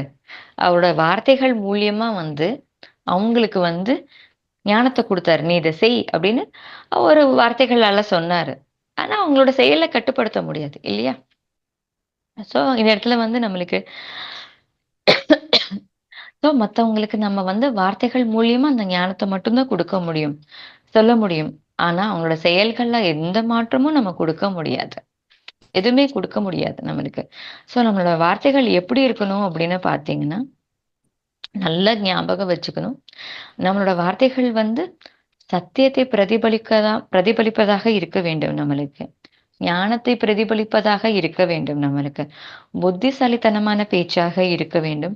விஞ்ஞானபூர்வமான பேச்சாக இருக்க வேண்டும் நம்மளுக்கு. ஸோ நம்மளோட வார்த்தைகள்ல இப்படிதான் இருக்கணும் நம்மளுக்கு. நம்மளோட வார்த்தைகள் அப்படி இருந்தா மட்டுமே நம்மளுக்கு வந்து சரியானதாக இருக்க வேண்டும் நம்மளுக்கு. வார்த்தைகள் அதேதான். இயேசு கிறிஸ்து அதேதான் சொல்றாரு. உன் வாய்க்குள்ள என்ன போச்சு அப்படின்றது முக்கியமானதே கிடையாது. உன் வாயிலிருந்து என்ன வார்த்தைகள் வெளிவருது? நீ எப்படி பேசுற? நீ எந்த மாரி இருக்க? இதுதான் நம்மளுக்கு ரொம்ப முக்கியமானது. நம்மளோட சிந்தனை நம்மளோட சிந்தனை எப்படி இருக்கு? நான் எந்த மாரி இருக்கேன்? என்னோட எண்ணங்கள வந்து யாரும் கண்ட்ரோல் பண்ண முடியாது. ஆனா என்னோட சிந்தனை எப்படி இருக்கு? நம்மளோட சிந்தனை எப்படி இருக்கோ, அதுதான் நம்மளுக்கு வார்த்தைகளாக மாற முடியும். அதனால நம்ம என்ன செய்யணும் அப்படின்னு பார்த்தீங்கன்னா, நம்ம வார்த்தைகளோட மாற வேணும் அப்படின்னு பார்த்தீங்கன்னா, நம்ம வந்து என்ன செய்யணும் அப்படின்னு பார்த்தீங்கன்னா, விஞ்ஞானபூர்வமாக, ஆன்மீகபூர்வமாக, சிந்தனை பூர்வமாக யார் பேசுறாங்களோ, அவங்களோட தான் இருக்கணும். ஏன்னா நான் அவங்களோட இருக்கும்போது மட்டும் தான் அவங்களோட வார்த்தைகளோட பேசிட்டு இருக்கும்போது தான், அவங்களோட விஷயத்த கேட்கும்போது தான், நானும் அதே மாரி இருப்பேன். என்னோட செயல்கள் அப்படி இருக்கும். நெறைய பேருக்கு வந்து எப்படி வந்து நெறைய பேர் வந்து வார்த்தைகள் வந்து டக்குன்னு வார்த்தைகள வுட்டுருவாங்க. நெறைய பேர் வார்த்தைகள் ஏன் அவங்கள சுத்தி இருக்கிறவங்க எல்லாருக்குமே நம்ம யார்கிட்ட சுத்தி இருக்கோம்? யார் கூட இருக்கோம்? நம்ம யார் கூட பயணிக்கிறோம்? அதுதான் நம்மள பிரதிபலிக்கும். நம்மளோட எண்ணங்கள பிரதிபலிக்கும். நம்மளோட சொல்கள பிரதிபலிக்கும். நம்ம சொல்கள் தான் செயல்கள பிரதிபலிக்கும். ஸோ நான் எந்த கூட்டத்தோட இருக்கேன்? யார் கூட இருக்கேன்? எப்படி இருக்கேன்? அப்படின்றத வார்த்தை தான் நம்மளுக்கே தெரியும். நம்ம வந்து தியானம் செய்றவங்களோட தியானம் செஞ்சுகிட்டே இருக்கோம். சத்சங்கத்துல இருக்கோம். பயணிக்கிறோம் அப்படின்னா, நம்ம எண்ணம், சொல், செயல் எப்படி இருக்கும்? இத 3யுமே நம்ம விலகிட்டு நம்ம தனியா இருந்தோம்னா எப்படி இருக்கும்? நம்மளுக்கு வித்தியாசம் தெரியும்ல. நம்ம யார் கூட இருக்கோமோ அதோட பிரதிபலிப்பு தான் நாம. அவங்களோட தாக்கம் நம்மகிட்ட ஆட்டோமேட்டிக்கா வந்துரும்னா, நான் குடும்பத்துல இருக்கேன். குடும்பத்துல எல்லாரும் ஞானம் உள்ளவங்களா இருப்பாங்களா? நம்மளுக்கே தெரியும். ஒவ்வொருத்தரும் ஒரு பிறவி எடுத்து ஒவ்வொரு ஞானத்தோட தான் இருப்பாங்க. எல்லாரும் ஒரே மாரி இருக்க மாட்டாங்க. குழந்தை வேற ஞானத்துல இருக்கும். நம்மளுக்கு கணவர் வேற ஞானத்துல இருப்பாங்க. நம்ம மாமனார், மாமியார் வேற ஞானத்துல இருப்பாங்க. நம்ம சுற்றி இருக்கிறவங்க எல்லாருமே வேற வேற ஞானத்தோட, வேற வேற பிறவிகள் எடுத்து வேற வேற குணங்களோட தான் இருப்பாங்க. அந்த குணம் தான் அவங்களோட பிரதிபலிப்பா இருக்கும். வேற வேற விஷயங்கள் அவங்க இருப்பாங்க. அதனால நான் வந்து சரியா இருக்கணும். என்னோட சொல்கள் செயலாக இருக்கணும். என்னோட சொற்கள் தெளிவாக இருக்கணும். நான் பேசுற செயல்கள் சத்தியமாக இருக்கணும். நான் செய்ற வேண்டிய ஒவ்வொரு விஷயத்திலயும் வந்து நான் தெளிவா இருக்கணும். அப்படின்னா, நான் யார் கூட இருக்கேன்? நான் யார் கூட சேர்ந்து இருக்கேன்? நான் யாரோட வார்த்தைகள கேட்கிறேன்? நான் யார் கூட பேசுறேன்? எந்த சிந்தனைகளோட நான் பயணிக்கிறேன்? அப்படின்றது தான் வந்துட்டு ரொம்ப ரொம்ப முக்கியமான விஷயம். ஸோ இந்த இடத்துல மட்டும் தான் அந்த இடத்துல சிந்தனை தெளிவு நம்மளுக்கு கிடைக்கும். அப்பதான் நம்ம பேச்சு திறப்பு. நம்மளோட வார்த்தை வந்து அந்த இடத்துல தான் நம்மளுக்கு தெளிவு கிடைக்கும். நம்மளுக்கு யார் கூட இருக்கோமோ அப்படின்றது தான். ஸோ முக்கியமான கடைசியான விஷயம் என்னன்னு பார்த்தீங்கன்னா, நம்மளோட எண்ணம், சொல், செயல் இந்த 3ம் இருக்கீங்க இல்லையா? ஸோ எண்ணம் வந்து பார்த்தீங்கன்னா, யாருக்கும் தெரியாது. சுதந்திரமா இருக்கு. ஆனா என்னோட செயல் வந்து சரியா, தவறா அப்படின்றது என்னோட குணங்கள பொறுத்து என்னோட செயல்கள் இருக்கு. நான் என்ன குணத்துல வேணா இருக்கலாம். ரஜோகுணம், தமோகுணம், சாத்வீகம், நிர்குணம். எந்த குணத்துல வேணா இருக்கலாம். நான் ஒரே பிறவில கூட நான் நெறைய குணங்கள உடனே உடனே மாத்திக்கலாம். அதனால நம்ம என்ன பண்ணக்கூடாது, யாரையும் ஜட்ஜ் பண்ணக்கூடாது. யாரையும் தவறு சொல்லக்கூடாது. நான் உடனே தீர்மானிக்க கூடாது. ஏன்னா, அவங்களுக்கு ஞானம் கிடைச்சிருச்சு அப்டின்னா, அந்த குணத்துலருந்து வெளிய உடனே அவங்கள மெதுவா மாத்திப்பாங்க. ஸோ, அந்த இடத்துல நான் யாரையும் கம்ப்ளைண்ட் பண்ணக்கூடாது. யாரையும் ஜட்ஜ் பண்ணக்கூடாது. அடுத்தது நான் என்ன செய்யணும்? என்னோட சொற்கள். என்னோட சொல் எப்படி இருக்கு? நான் எந்த மாரி பேசுறேன்? என்னோட சொற்கள் மட்டுமே நெறைய பேர் செயல் பத்தி நெறைய பேருக்கு செயல்கள் தெரியாது. நான் இப்ப உங்களோட பேசுறேன்னா, நான் வீட்ல என்ன செய்றேன்னு யாருக்குமே தெரியாது. நான் எப்படி நடந்துக்கிறேன்னு யாருக்குமே தெரியாது. என்னோட செயல்கள் யாருக்குமே தெரியாது. ஆனா என்னோட சொற்கள், நான் என்ன பேசுறேன்? அப்படின்ற சொற்கள் மட்டுமே எல்லாருக்குமே தெரியும். அதனால பார்த்தீங்கன்னா, நம்மளோட சொற்கள், நம்மளோட பேச்சு பார்த்தீங்கன்னா, நம்மளோட வாக்கு எப்படி இருக்கணும் அப்படின்னு பார்த்தீங்கன்னா, சத்தியம் உள்ளதாக இருக்க வேண்டும். அறிவுள்ளதாக இருக்க வேண்டும் நம்மளுக்கு. நம்மளுக்கு கரெக்ட்டான ஞானத்த பேசணும். புத்திசாலித்தனமாக பேச வேண்டும். ஸோ அது மட்டும் தான் எல்லாருக்குமே நம்மளுக்கு தெரியும். அதனால நம்ம தெளிவான பேச்சா பேசணும். ஆ நம்மளோட தெளிவான சிந்தனையோட பேசணும் அப்படின்னா, நம்ம யார் கூட இருக்கோம், அவங்களோட பிரதிபலிப்பு தான் நம்மளுக்கு ஆட்டோமேட்டிக்கா நம்மளுக்கு வந்துரும். அதனால நம்ம ஆன்மீக மக்களோட சேர்ந்து நம்ம நம்மளோட பேச்சுக்கள நம்ம ஃபர்ஸ்ட்டு பேச்சு எப்படி வரணும், அந்த எண்ணங்கள் ஆட்டோமேட்டிக்கா இந்த கூட்டத்தோட நம்ம இருந்தோம் அப்படின்னு பார்த்தீங்கன்னா, நம்மளோட எண்ணம் மாறும். நம்ம அப்படியே நம்ம செயல் மாறிடும். அதனால சொற்களும் மாறிடும். ஸோ இதோட 2வது பகுதி நாளைக்கு நம்ம பார்க்கலாம். இதுதான் நம்மளோட எண்ணம், சொல், செயல் மண்டலம். ஸோ இதுதான் நம்மளுக்கு ஃபர்ஸ்ட்டு நான் சொன்ன மாரி அந்த 3 மண்டலங்கள் நான் சொன்னேன்லே, இந்த 3 மண்டலங்கள் தான் நம்மள மாத்துது அப்படின்னு நம்ம தெரிஞ்சுக்கலாம். ஸோ சிந்தனை மண்டலம், பேச்சு மண்டலம், செயல் மண்டலம். இந்த 3மே செயல் தான் மத்தவங்களுக்கு தெரியும். நம்ம செயல நம்ம சரியா செஞ்சு, ஆ செயல் தான் மத்தவங்களுக்கு தெரியும். ஃபர்ஸ்ட்டு நம்ம பேச்சு கரெக்ட்டா பேசிட்டு, செயலையும் நம்ம சரியா செஞ்சுக்கலாம். சிந்தனைகளையும் மாத்திக்கலாம். Thank you masters. எனக்கு இந்த வாய்ப்பு குடுத்த பிரம்மரிஷி பத்ரிஜிக்கு நன்றி தெரிவிச்சுக்கிறேன். மகாவதார் டிவிக்கும், பழனியப்பன் சாருக்கும் நன்றி தெரிவிச்சுக்கிறேன். நன்றி. நன்றி சீனியர் மாஸ்டர் திருமதி ஸ்ரீலகா மேடம் அவர்களே. மாஸ்டர் திரு ஜெயபிரகாஷ் அவர்கள் சாட் பாக்ஸில் தேங்க்யூ ஸோ மச் மேடம் என்று தெரிவித்துள்ளார். உங்களுக்கு நன்றி மாஸ்டர் திரு ஜெயபிரகாஷ். மேடம், நீங்க சொன்னதை பத்தி ஒரு சிறிய very very very small brief recap கொடுக்குறேன் மேடம். நண்பர்களே, இன்று ஆன்மீக ஞானம் உரையாற்றுதலில் விஸ்டம் ஷேரிங்கில் இன்றைய தலைப்பு பத்ரிஜியின் வாக்ஷேத்திரம் பகுதி 1.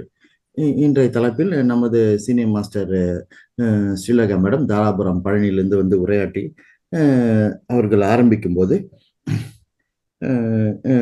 நமது பிதமகா டாக்டர் பிரம்மர்ஷி பத்ரிஜி ஐயா அவர்களை பற்றிய ஒரு வாழ்க்கை குறிப்பை மிக தெளிவாக எடுத்து உரைத்தார்கள். அவர்கள் பிறந்ததிலிருந்து அவர்கள் ஞானம் பெற்று அவர்கள் குடும்ப வாழ்க்கையை அனுபவித்து அவர்கள் எப்படி எல்லாம் புத்தகங்கள் எல்லாம் எழுதி வந்தார்கள்.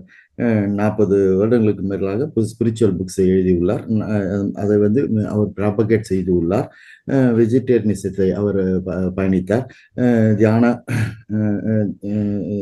பிரமிட் இதையெல்லாம் சிறப்பாக அவர் மேற்கொண்டு வந்தார் என்று சொன்னார்கள். அடுத்ததாக அவர்கள் ஆரம்பிக்கும் போது நம்மை நாம் அறிந்து கொள்ள வேண்டும், உன்னை நீ அறிந்து கொள். இதற்கு நமக்கு சிந்தனை மண்டலம், பேச்சு மண்டலம், செயல் மண்டலம் என்று 3 செயல்பாடுகள் உள்ளது என்று சொன்னார்கள். நம் உள்ளம் எப்படியோ அப்படிதான் நமக்கு உலகம் அமையும். நாம் அமைதியாக இருந்தால் நமக்கு உலகம் அமைதியாக இருக்கும். நாம் துக்கமாக இருந்தால் நம் உலகம் நமக்கு துக்கமாக அமையும். இவை எல்லாமே எண்ணம், சொல், செயல் என்ற 3 அடிப்படை கோட்பாடுகளை அமையும் என்று சொன்னார்கள். மனம் ஒரு சிந்தனை தொகுப்பு, சொல் வார்த்தை தொகுப்பு, செயல் செயல்கள் செயலுடைய தொகுப்பு என்று சொன்னார்கள். சிந்தனை மண்டலம் தான் எண்ணங்களின் உலகம், அது கற்பனைகளின் உலகம் என்று சொன்னார்கள். நாம் விரும்பிய வண்ணம் நம் செயல் இருக்கும் என்று சொன்னார்கள்.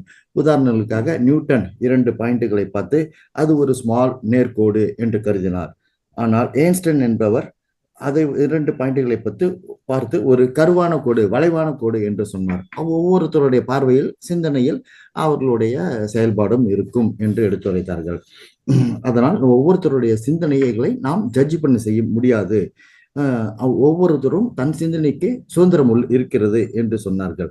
இந்த சிந்தனையால் தான் நமக்கு பேச்சு வருகிறது. ஸோ அதனால் நமக்கு அதனால் இந்த செயல் மண்டலத்தை கண்ட்ரோல் பண்றதுக்கு பேச்சை கண்ட்ரோல் செய்ய வேண்டும், வார்த்தை மண்டலத்தை கண்ட்ரோல் செய்ய வேண்டும். செயலும் வார்த்தையும் கிட்ட கிட்ட இருக்குது, நியர்பை என்று சொன்னார்கள். சிந்தனை வந்து சூஷ்ம உலகம், அது வந்து மனோ உலகம். செயல் வந்து பௌதிக உலகம். அதனால் இந்த பௌதிக உலகத்தினால் அந்த செயலை வந்து அனைவரும் புரிந்து கொள்ளலாம் என்று சொன்னார்கள். நாம் வந்து நிறைய பிறவிகள் எடுக்கிறோம் என்று சொன்னார்கள். அதாவது 10 பிறவிக்கு மேல் எடுத்தால் அது தமோ குணத்தை தாண்டி வந்ததாக அர்த்தம். 100 பிறவிக்கு மேல எடுத்தால் அது ரஜோ குணத்தை தாண்டி வந்ததாக அர்த்தம். 1000 பிறவிக்கு மேல எடுத்தால் அது சாத்விக குணத்தை தாண்டி வந்ததாக அர்த்தம். அதுக்கு மேல 1000 பிறவிக்கு மேல மேல போனா அது வந்து நிர்குணம், அதாவது தமோ குணம். ரஜோகுணத்தில் உள்ளவர்கள் ஆதிக்கம் படைப்பவர்களாக இருப்பார்கள், அதாவது பாலிடிக்ஸ் அந்த மாதிரி ஒரு எண்ணங்கள் உள்ளவர்களாக இருப்பார்கள். சாத்விக குணம் வந்து அமைதியான குணத்தை உள்ளவர்களாக இருப்பார்கள்.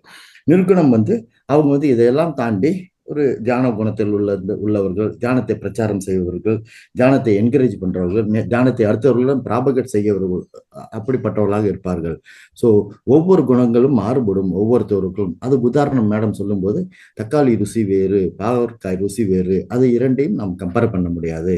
ஸோ ஒவ்வொரு மனிதர்களுக்கும் குணங்கள் வேறுபடும். அதற்கு தகுந்தபோல் அவர்கள் செயல்பாடு வேறுபடும், வெளிப்பாடு, அதனால் வெளிப்பாடு பிரதிபலிக்கும் என்று சொன்னார்கள். ஸோ நமக்கு வந்து ஒருத்தருக்கு வந்து கோபம் குணம் இருக்கும்போது அது வந்து சேஞ்ச் ஆகும், கொஞ்சம் கொஞ்சமா ஒவ்வொரு பிரிவிலும் கொஞ்சம் கொஞ்சமா மாறும். அதனால கொஞ்சம் கொஞ்சமா தான் மாறும். ஒரு குழந்தை ஒரு ஒரு உணர்வை புரிவதற்கு ஒரு டைம் எடுக்கும். அது போலதான் நம்மளும் அந்த குணத்திலிருந்து இன்னொரு குணத்துக்கு வந்து மாறும்போது டைம் எடுத்துக்குவோம். அதனால வந்து யாரையும் நம்ம ஜட்ஜ் பண்ணக்கூடாது என்று சொன்னார்கள்.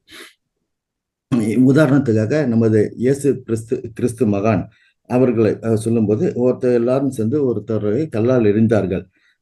அப்ப வந்து இயேசு கிறிஸ்து பார்த்து சொல்லியிருக்கிறாரு, நீங்க வந்து யாரு வந்து தப்பே பண்ணலையோ அவங்க வந்து கல்லை எடுத்து எறிங்க அப்படின்னு சொல்லியிருக்காரு. அதை பார்த்து எல்லாரும் சைலண்டா இருந்தாங்க, யாரும் கல்லே எரியல. இதுல இருந்து என்ன தெரியுது, நம்ம வந்து யாரையும் ஜட்ஜ் பண்ணக்கூடாது, இவங்க தப்பு பண்ணியிருப்பாங்க, தப்பு பண்ணியிருக்க மாட்டாங்க என்று சொன்னார்கள். அடுத்ததாக நம்ம யாரையும் கம்ப்ளைண்ட்டும் பண்ணக்கூடாது என்று எடுத்துரைத்தார்கள். மேலும் நமக்கு அக உணர்வு தான் நம்மை தீர்மானிக்கும் என்று சொன்னார்கள். உதாரணங்களுக்கு பல உதாரணங்கள் சொன்னார்கள். கிருஷ்ணர் வந்து அர்ஜுனருக்கு உபதேசிக்கும் போது, நீ வந்து உன்னுடைய ஆயத்தினாலும் சண்டை போடு, உன் விருப்பம் போல் செய் என்று சொன்னார்கள். அதனால் ஒவ்வொருவரும் அவருடைய ஞானத்துக்கு தகுந்த மாதிரி அவருடைய அக உணர்வை புரிந்து கொண்டு அவருடைய ஆக்ஷன்ஸை செய்ய வேண்டும் என்று சொன்னார்கள். உதாரணத்துக்கு நம்ம சொல்லும்போது, நம்ம பிரம்மரிஷி பத்ரிஜி அவர்களை பற்றி எடுத்து சொல்லும்போது, ஒரு இடத்துக்கு நண்பர்களுடன் போகும்போது அவர் அந்த இடத்துக்கு உள்ளே போகவில்லை. அவர்கள் நண்பர்கள் அழைத்தாலும் போகவில்லை. ஏன்னா அவருடைய கால் வந்து அங்க உள்ள வைக்கவில்லை. உள்ளுணர்வு அதை செயல்படுத்த விடவில்லை. அதனால் நம் உள்ளுணர்வு தெரிந்தால் நம் செயல்பாடு சிறப்பாக இருக்கும் என்று சொன்னார்கள்.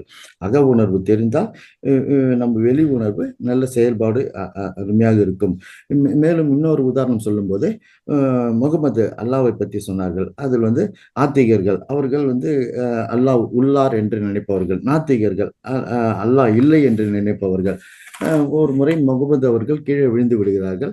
அதற்கு ஒரு நாத்திகர் வந்து கத்தி எடுத்து அவரை மிரட்டுகிறார். இவர் முகமது வந்து சைலண்டாக இருக்கிறார். அடுத்தது மீண்டும் இந்த கத்தி முகமதிடம் வரும்போது அவர் கேட்கிறார், யார் உன்னை காப்பாற்றுவார் என்று. இந்த மாதிரி நம்ம வந்து ஒரு சிந்தனை செயல் மண்டலம் தெரிந்து நம்மளை மாற்றிக்கொள்ள வேண்டும் என்று உதாரணங்கள் மிகச்சிறந்த முறையில் எடுத்து உரைத்தார்கள். ஸோ நமக்கு வந்து எண்ணங்கள் வந்து ஃப்ரீயா இருக்கும், பேச்சும் செயலும் அடுத்தவர்களுடைய பார்வையில் படும் என்று சொன்னார்கள். ஆதலால் பேச்சில் கவனம் வேண்டும் என்று சொன்னார்கள். உதாரணத்துக்கு நம்ம பொதுவாக நம்ம பேசிக்கோம், வார்த்தையை விட்டுட்டா அள்ள முடியாது, அதான் நம்ம வந்து குலோக்கியலா பேசுறது. அதனால வந்து வார்த்தைகளை கவனமா இருக்கணும் என்று சொன்னார்கள்.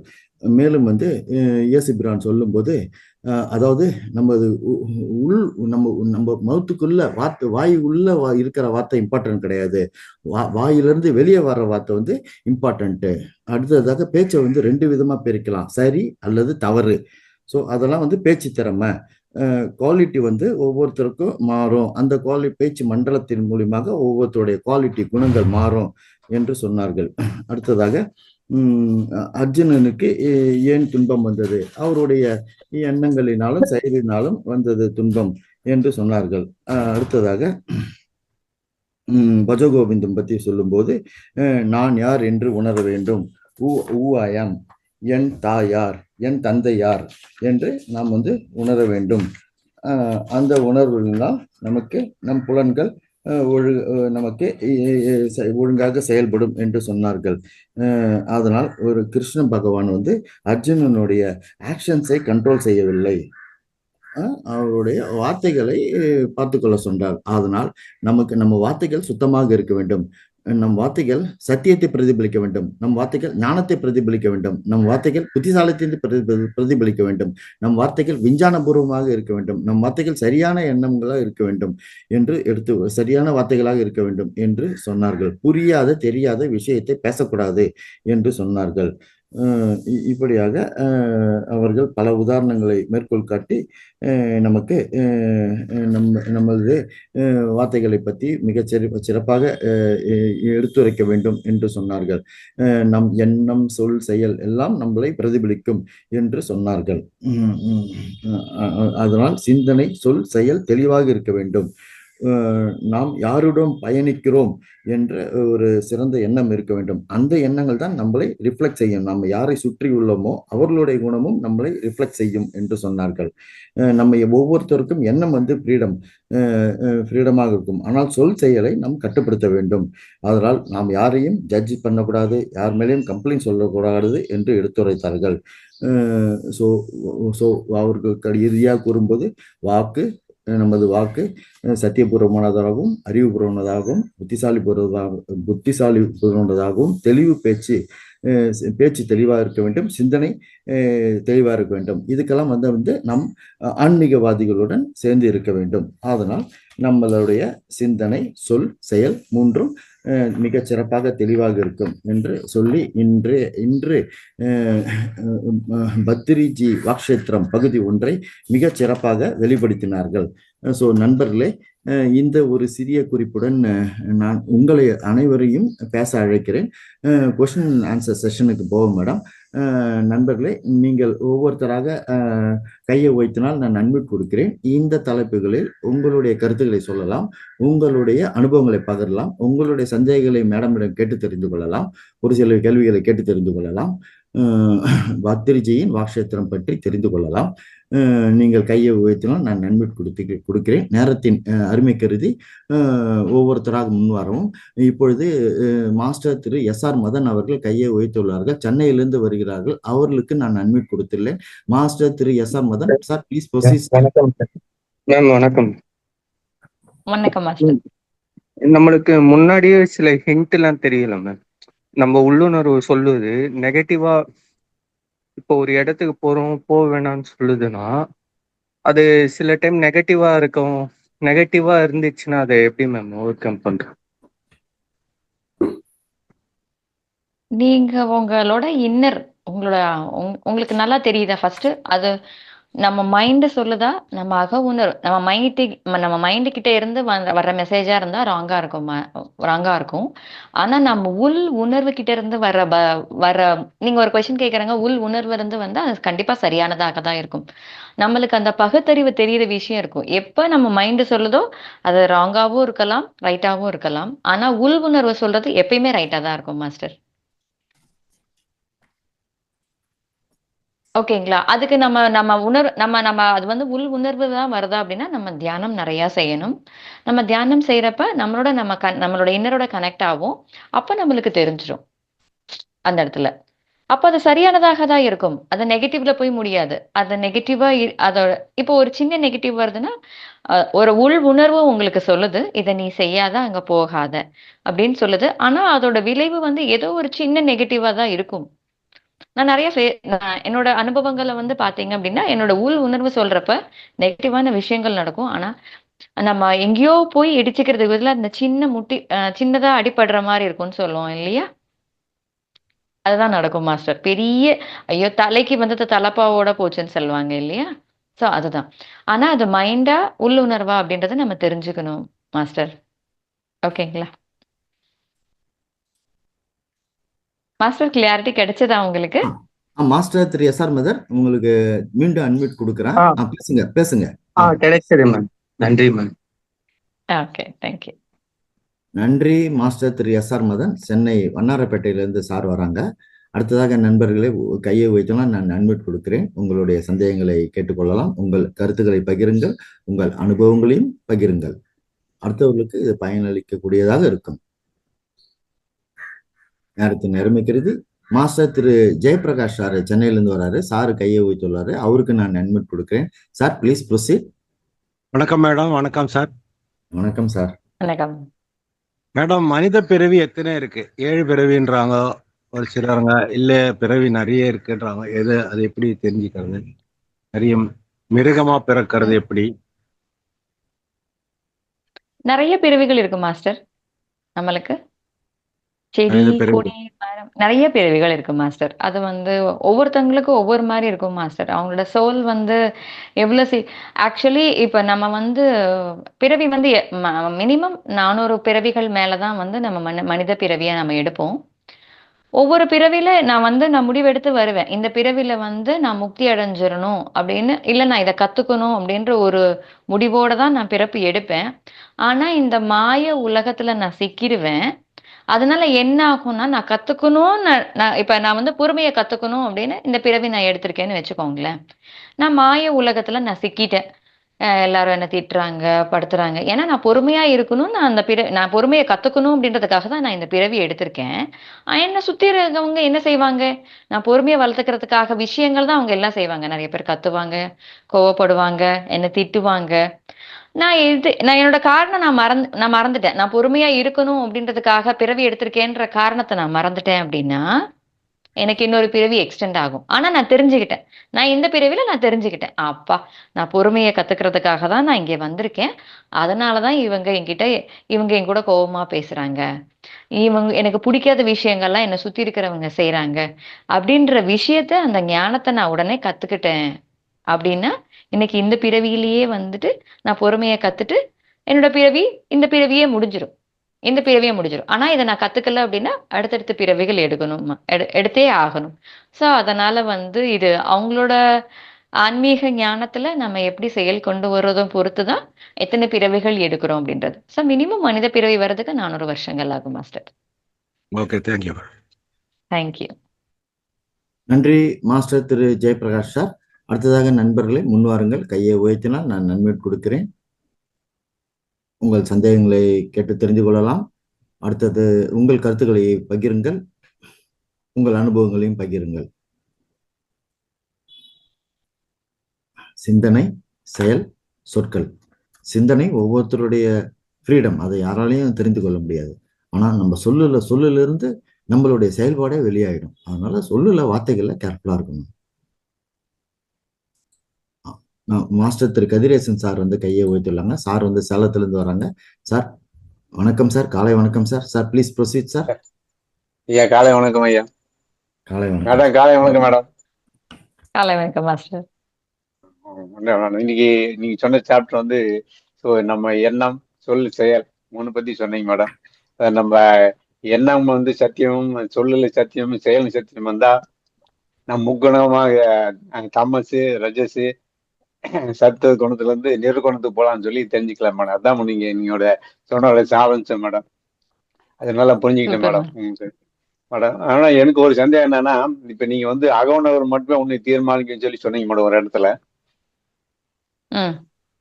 அப்ப அதுல இருந்து எனக்கு ஒரு உதாரணம் சொன்னீங்க மேடம். அதாவது ஒரு பயம் வந்துச்சு, ஒரு சாப்டர் கொடுத்து பேச சொன்னா எனக்கு பயமா இருக்கு, சரி எனக்கு இந்த வியாதி வந்துச்சு, எனக்கு இந்த வியாதி வந்தாலும் எனக்கு பயமா இருந்துச்சு அப்படின்னு சொல்லி ஒரு பயம் வருது மேடம். அந்த பயம் எப்படி வந்ததுன்னு சொல்லி தெரிஞ்சுக்கொள்ளணும்னு சொல்றீங்க மேடம். அது எப்படி மேடம் தெரிஞ்சுக்கிறது? நானு அதான் நீங்க அதாவது அக உணவர் மட்டும் பற்றி தீர்மானம் சொல்ல முடியாது. அப்ப வந்து நம்மளுக்கு இந்த பயம் வந்துருது, அந்த பயம் எப்படி வந்துச்சுன்னு சொல்லி தெரிஞ்சுக்கணும்னு சொல்லி சொன்னீங்க மேடம். சோ இந்த மாதிரி பயம் வரப்ப நம்ம எப்படி அது தெரிஞ்சுக்கிறது? எப்படி தெரிஞ்சுக்கிறது? இப்ப எனக்கு ஒரு அதான் இப்ப வந்து நம்ம ஒரு நிமிஷம் அமைதியா இருந்து பயம்ன்றது நம்மளுக்கே தெரியும். இது எல்லாமே வந்து நம்மளோட பயமாக இருக்கட்டும், எல்லாமே வந்து பௌதீகம் சம்பந்தப்பட்டது. ஓகேங்களா? இதுவே நம்ம தியானத்துக்கு போயிட்டோம் அப்படின்னா நம்ம அகத்தோட சம்பந்தப்பட்டது இல்லையா? தியானத்துக்குள்ள நீங்க போயிட்டீங்கன்னா ஒரு நிமிஷம் அமைதியா இருந்து நம்மளே கேள்வி போட்டுக்கலாம். ஏன் எனக்கு என்ன பயம்? பேசுறதுக்கு பயமா? ஏன் எனக்கு பயம் வருது? அந்த அந்த பேச்சுல எனக்கு ஞானம் இல்லையா? இல்ல அத தெளிவு என்கிட்ட இல்லையா? இல்ல எனக்கு எல்லாம் தெரிஞ்சு நான் பயமோட பேச மாட்டேன்றேனா? அப்படின்றத நம்மளுக்கு அந்த இடத்துல நமக்கு கிளாரிட்டி கிடைச்சிரும். ஃபர்ஸ்ட் பயம் வந்து எனக்கு எனக்கு அந்த ஒரு அ எனக்கு ஒரு டாபிக் குடுக்குறாங்க. எனக்கு அத பத்தின பேசின பயம்னா, அப்ப என்கிட்ட ஞானம் தெரியலன்னா நான் நான் கத்துக்கணும். எனக்கு அந்த அந்த ஒரு டாபிக் குடுக்குறாங்க. அந்த டாபிக் பத்தின எனக்கு புரிதல் இல்லன்னா, நான் அத பத்தி தெரிஞ்சுக்கணும். அத எனக்கு தெளிவு கிடைக்கல அப்படின்னா, அந்த தெளிவுக்கு நான் என்ன செய்யணுமோ, இன்னும் நெறைய புக்ஸ் படிக்கணும், இல்ல தியானம் செய்யணும். இல்ல எனக்கு ஞானமும் இருக்கு, எனக்கு அறிவும் இருக்கு. ஆனா பேசுறதுக்கு தான் எனக்கு பயமா இருக்குன்னா, நான் தியானத்துல எனக்கு ஆன்ஸர் குடுக்கும். நான் உள் உணர்வோட இருக்கும்போது ஆன்ஸர் குடுக்கும். "நீ எதுக்கு பயப்படுற? உனக்கு தான் அந்த டாபிக் என்னன்னு தெரியுது. உனக்கு ஞானமும் இருக்கு. அப்புறம் ஏன் நீ பயப்படுற? தைரியமா பேசு." அப்படின்றது உங்க உள் உணர்வு கண்டிப்பா பதில் குடுக்கும். அதுக்கு நம்ம தியானம் செய்யணும். தியானம் செஞ்சுட்டு அந்த கொஸ்டின் போட்டுட்டோம்னா ஆன்சர் கிடைச்சிரும். அப்ப அந்த பயத்துல இருந்து விடுபட்டுறலாம். Okay madam. ரொம்ப அருமையா சொன்னீங்க மேடம். ஓகே, மிக்க நன்றி madam. Thank you, thank you, thank you thank you. Master. Thank you, thank you. நன்றி மாஸ்டர் திரு கதிரேசன் சார். சார் வந்து சேலத்திலேருந்து வராங்க. நன்றி. ரெகுலராக பார்ட்டிசிபேட் பண்ணுறாரு. கரெக்டாக 5 மணிக்கெலாம் கிளாஸுக்கு வந்துடுவார் ஷார்ப்பாக. சார் நண்பர்களே முன்வாருங்கள். அடுத்ததாக கையை உயர்த்துங்கள். இந்த மாதிரி நீங்கள் வந்து உங்களுடைய கருத்துக்களை பகிர்ந்தா அடுத்தவங்களுக்கு பயனளிக்கும். உங்கள் சந்தேகங்களை கேட்டாலும் அடுத்தவங்களுக்கு அந்த ஒரு எண்ணங்கள் ஞானங்கள் உயரும். அதனால வந்து நீங்கள் கருத்து பரிமாற்றம் தான் முக்கியம். இந்த மாதிரி சப்ஜெக்ட்ஸில் ஆன்மீக சப்ஜெக்ட்ல கருத்து பரிமாற்றது. அடுத்ததாக மாஸ்டர் திருமதி சந்திரா மேடம், இவரும் மிக சிறப்பாக பங்கு கொள்றாங்க கிளாஸ்ல. ஒவ்வொரு நாளும் காத்தால 3ல இருந்து 4:30 வரைக்கும் அந்த நமது பிரம்ம முகூர்த்தம் மெடிடேஷன் அட்டன் பண்ணிட்டு திருப்பி மீண்டும் 4:30 மணிக்கெல்லாம் இந்த கிளாஸுக்கு வராங்க. மிக அற்புதமா செய்யறாங்க. ஒவ்வொரு கிளாஸையும் மிக சிறப்பா ஃபாலோ பண்றாங்க. கருத்துக்களை வந்து அருமையா மைண்ட் ஃபாலோ எடுத்துக்கிறாங்க. கருத்துக்களை நோட் பண்றாங்க. அதுவும் இல்லாம வந்து அதை வந்து தன் வாழ்க்கையில் வந்து இம்ப்ளிமெண்ட் பண்றாங்க. மேடம், மாஸ்டர் திருமதி Chandra madam, please proceed madam. ஈரோட்ல இருந்து வராங்க மேடம். Please proceed madam. அனைத்து மாஸ்டர்களுக்கும் காலை வணக்கம். இன்றைக்கு மேடம் ரொம்ப சிறப்பா பேசினாங்க. காலை வணக்கம். நம்மளுடைய எண்ணங்கள், சொல், செயல் இவற்றை வந்து எண்ணங்களை வந்து மற்றவங்க ஜட்ஜ் பண்ண முடியாது. ஆனா நம்ம நம்மளுக்குள்ள நம்ம ஜட்ஜ் பண்ணி நல்ல எண்ணங்களை வெளிப்படுத்தினோம்னா நல்ல சொல்லாகவும் நல்ல செயலாகவும் செயல்படும். அதுபடி நம்ம நடக்கலாம். மற்றவங்களுக்கு தெரியாதுங்கிறதுக்காக எண்ணங்களை நம்ம கண்டபடி தவறான வழியில சிந்திச்சோம்னா அது நமக்கு தான் அது தவறுகளை கொடுக்கும். அதனால நம்மளே ஜட்ஜ் பண்ணி எண்ணங்களை வந்து சீர்திருத்தி நல்ல சொல்லாகவும் செயலாகவும் நம்ம செயல்படுத்தி வாழ்க்கையில முன்னேறணும். அவங்க வந்து மற்றவங்களை வந்து யாரையும் ஜட்ஜ் பண்ணக்கூடாது. அவங்க வந்து அவங்கவுங்க குணம் இயல்புல இருப்பாங்க. அந்த இயல்பை வந்து அவங்களுக்கு நாணம் கிடைக்கும்போது அவங்க திருந்தி ஒருத்தர் தவறா இருந்தா கூட அவங்க நல்லவங்களாக மாறுறதுக்கு வாய்ப்பு இருக்குது. ஆனா அதை நாம வந்து அந்த நேரத்துல அவங்க எப்படி இருக்காங்கன்னு ஜட்ஜ் பண்ணி அவங்க இப்படித்தாங்கிறத ஒரு முத்திரை குத்தக்கூடாது. அவங்க வந்து மாறி அவங்க பிற்காலத்துல பெரிய நல்ல ஞானியா கூட வர்றதுக்கு வாய்ப்பு இருக்குது.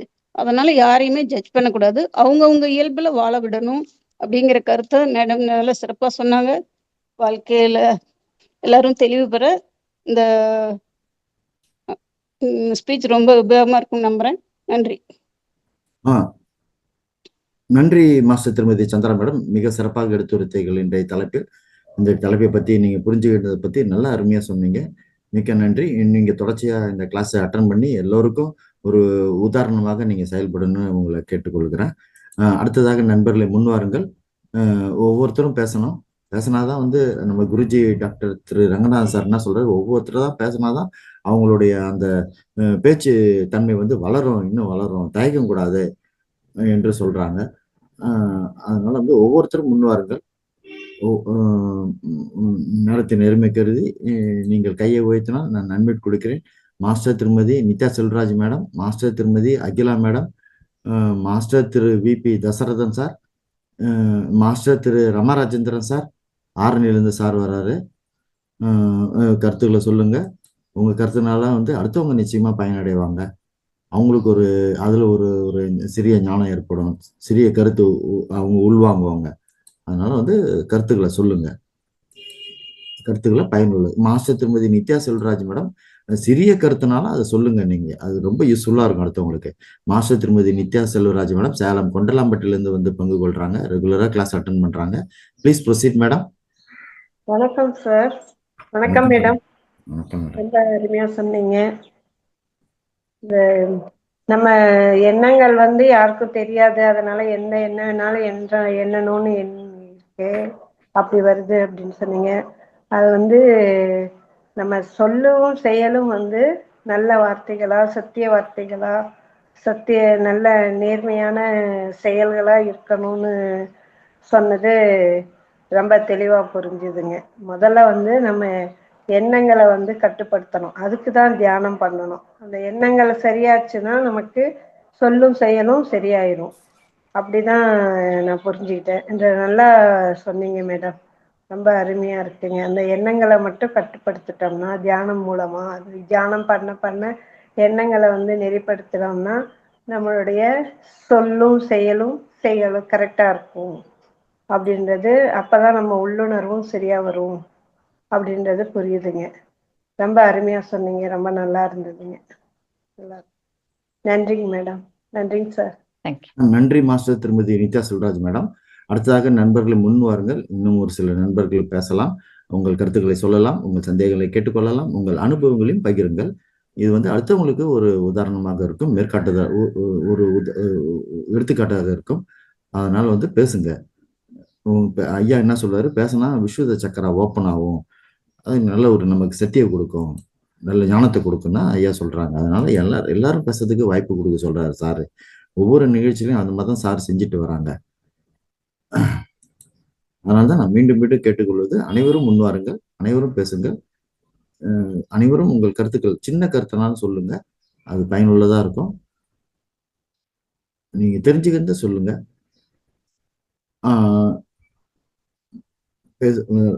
பேசுங்கள் நண்பர்களே. அப்படி யாரும் கையை உயர்த்தவில்லை என்றால் நான் நிகழ்ச்சியின் இறுதிக்கு செல்கிறேன்.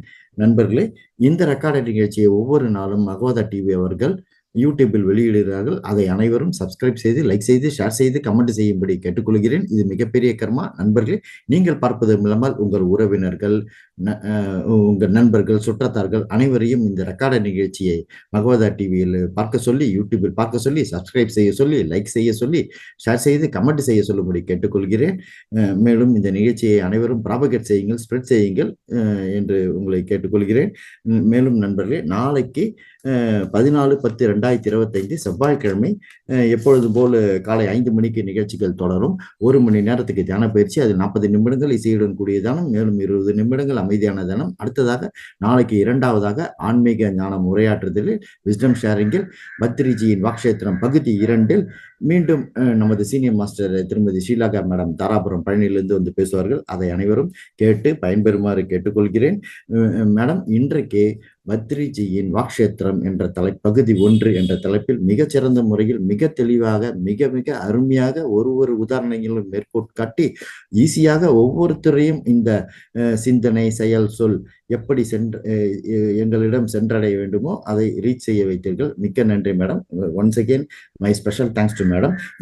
மேலும் என்னுடைய நன்றிகளை அசனர் மாஸ்டர் மகவதார் பாபாஜி அவர்களுக்கும், என்னுடைய நன்றிகளை மிகப்பெரிய ஆசிரியர் பிரம்மரிஷி பிதாமகா டாக்டர் பத்ரிஜி அவர்களுக்கும், என்னுடைய நன்றிகளை மிகப்பெரிய ஆசிரியர் மகவதார் அறக்கட்டளை நிறுவனர் உயர் திரு குருஜி டாக்டர் திரு ரங்கநாதன் ஐயா அவர்களுக்கும், என்னுடைய நன்றிகளை இன்று இந்த நிகழ்ச்சியில் பங்கு பெற்ற அனைத்து ஆசிரியர் நண்பர்களுக்கும் என்னுடைய நன்றிகளை இந்த பிரபஞ்சத்துக்கும் தெரிவித்துக் கொண்டு மீண்டும் நாளை காலை 5 மணிக்கு நிகழ்ச்சியில் சந்திப்போம். Madam, thanks madam.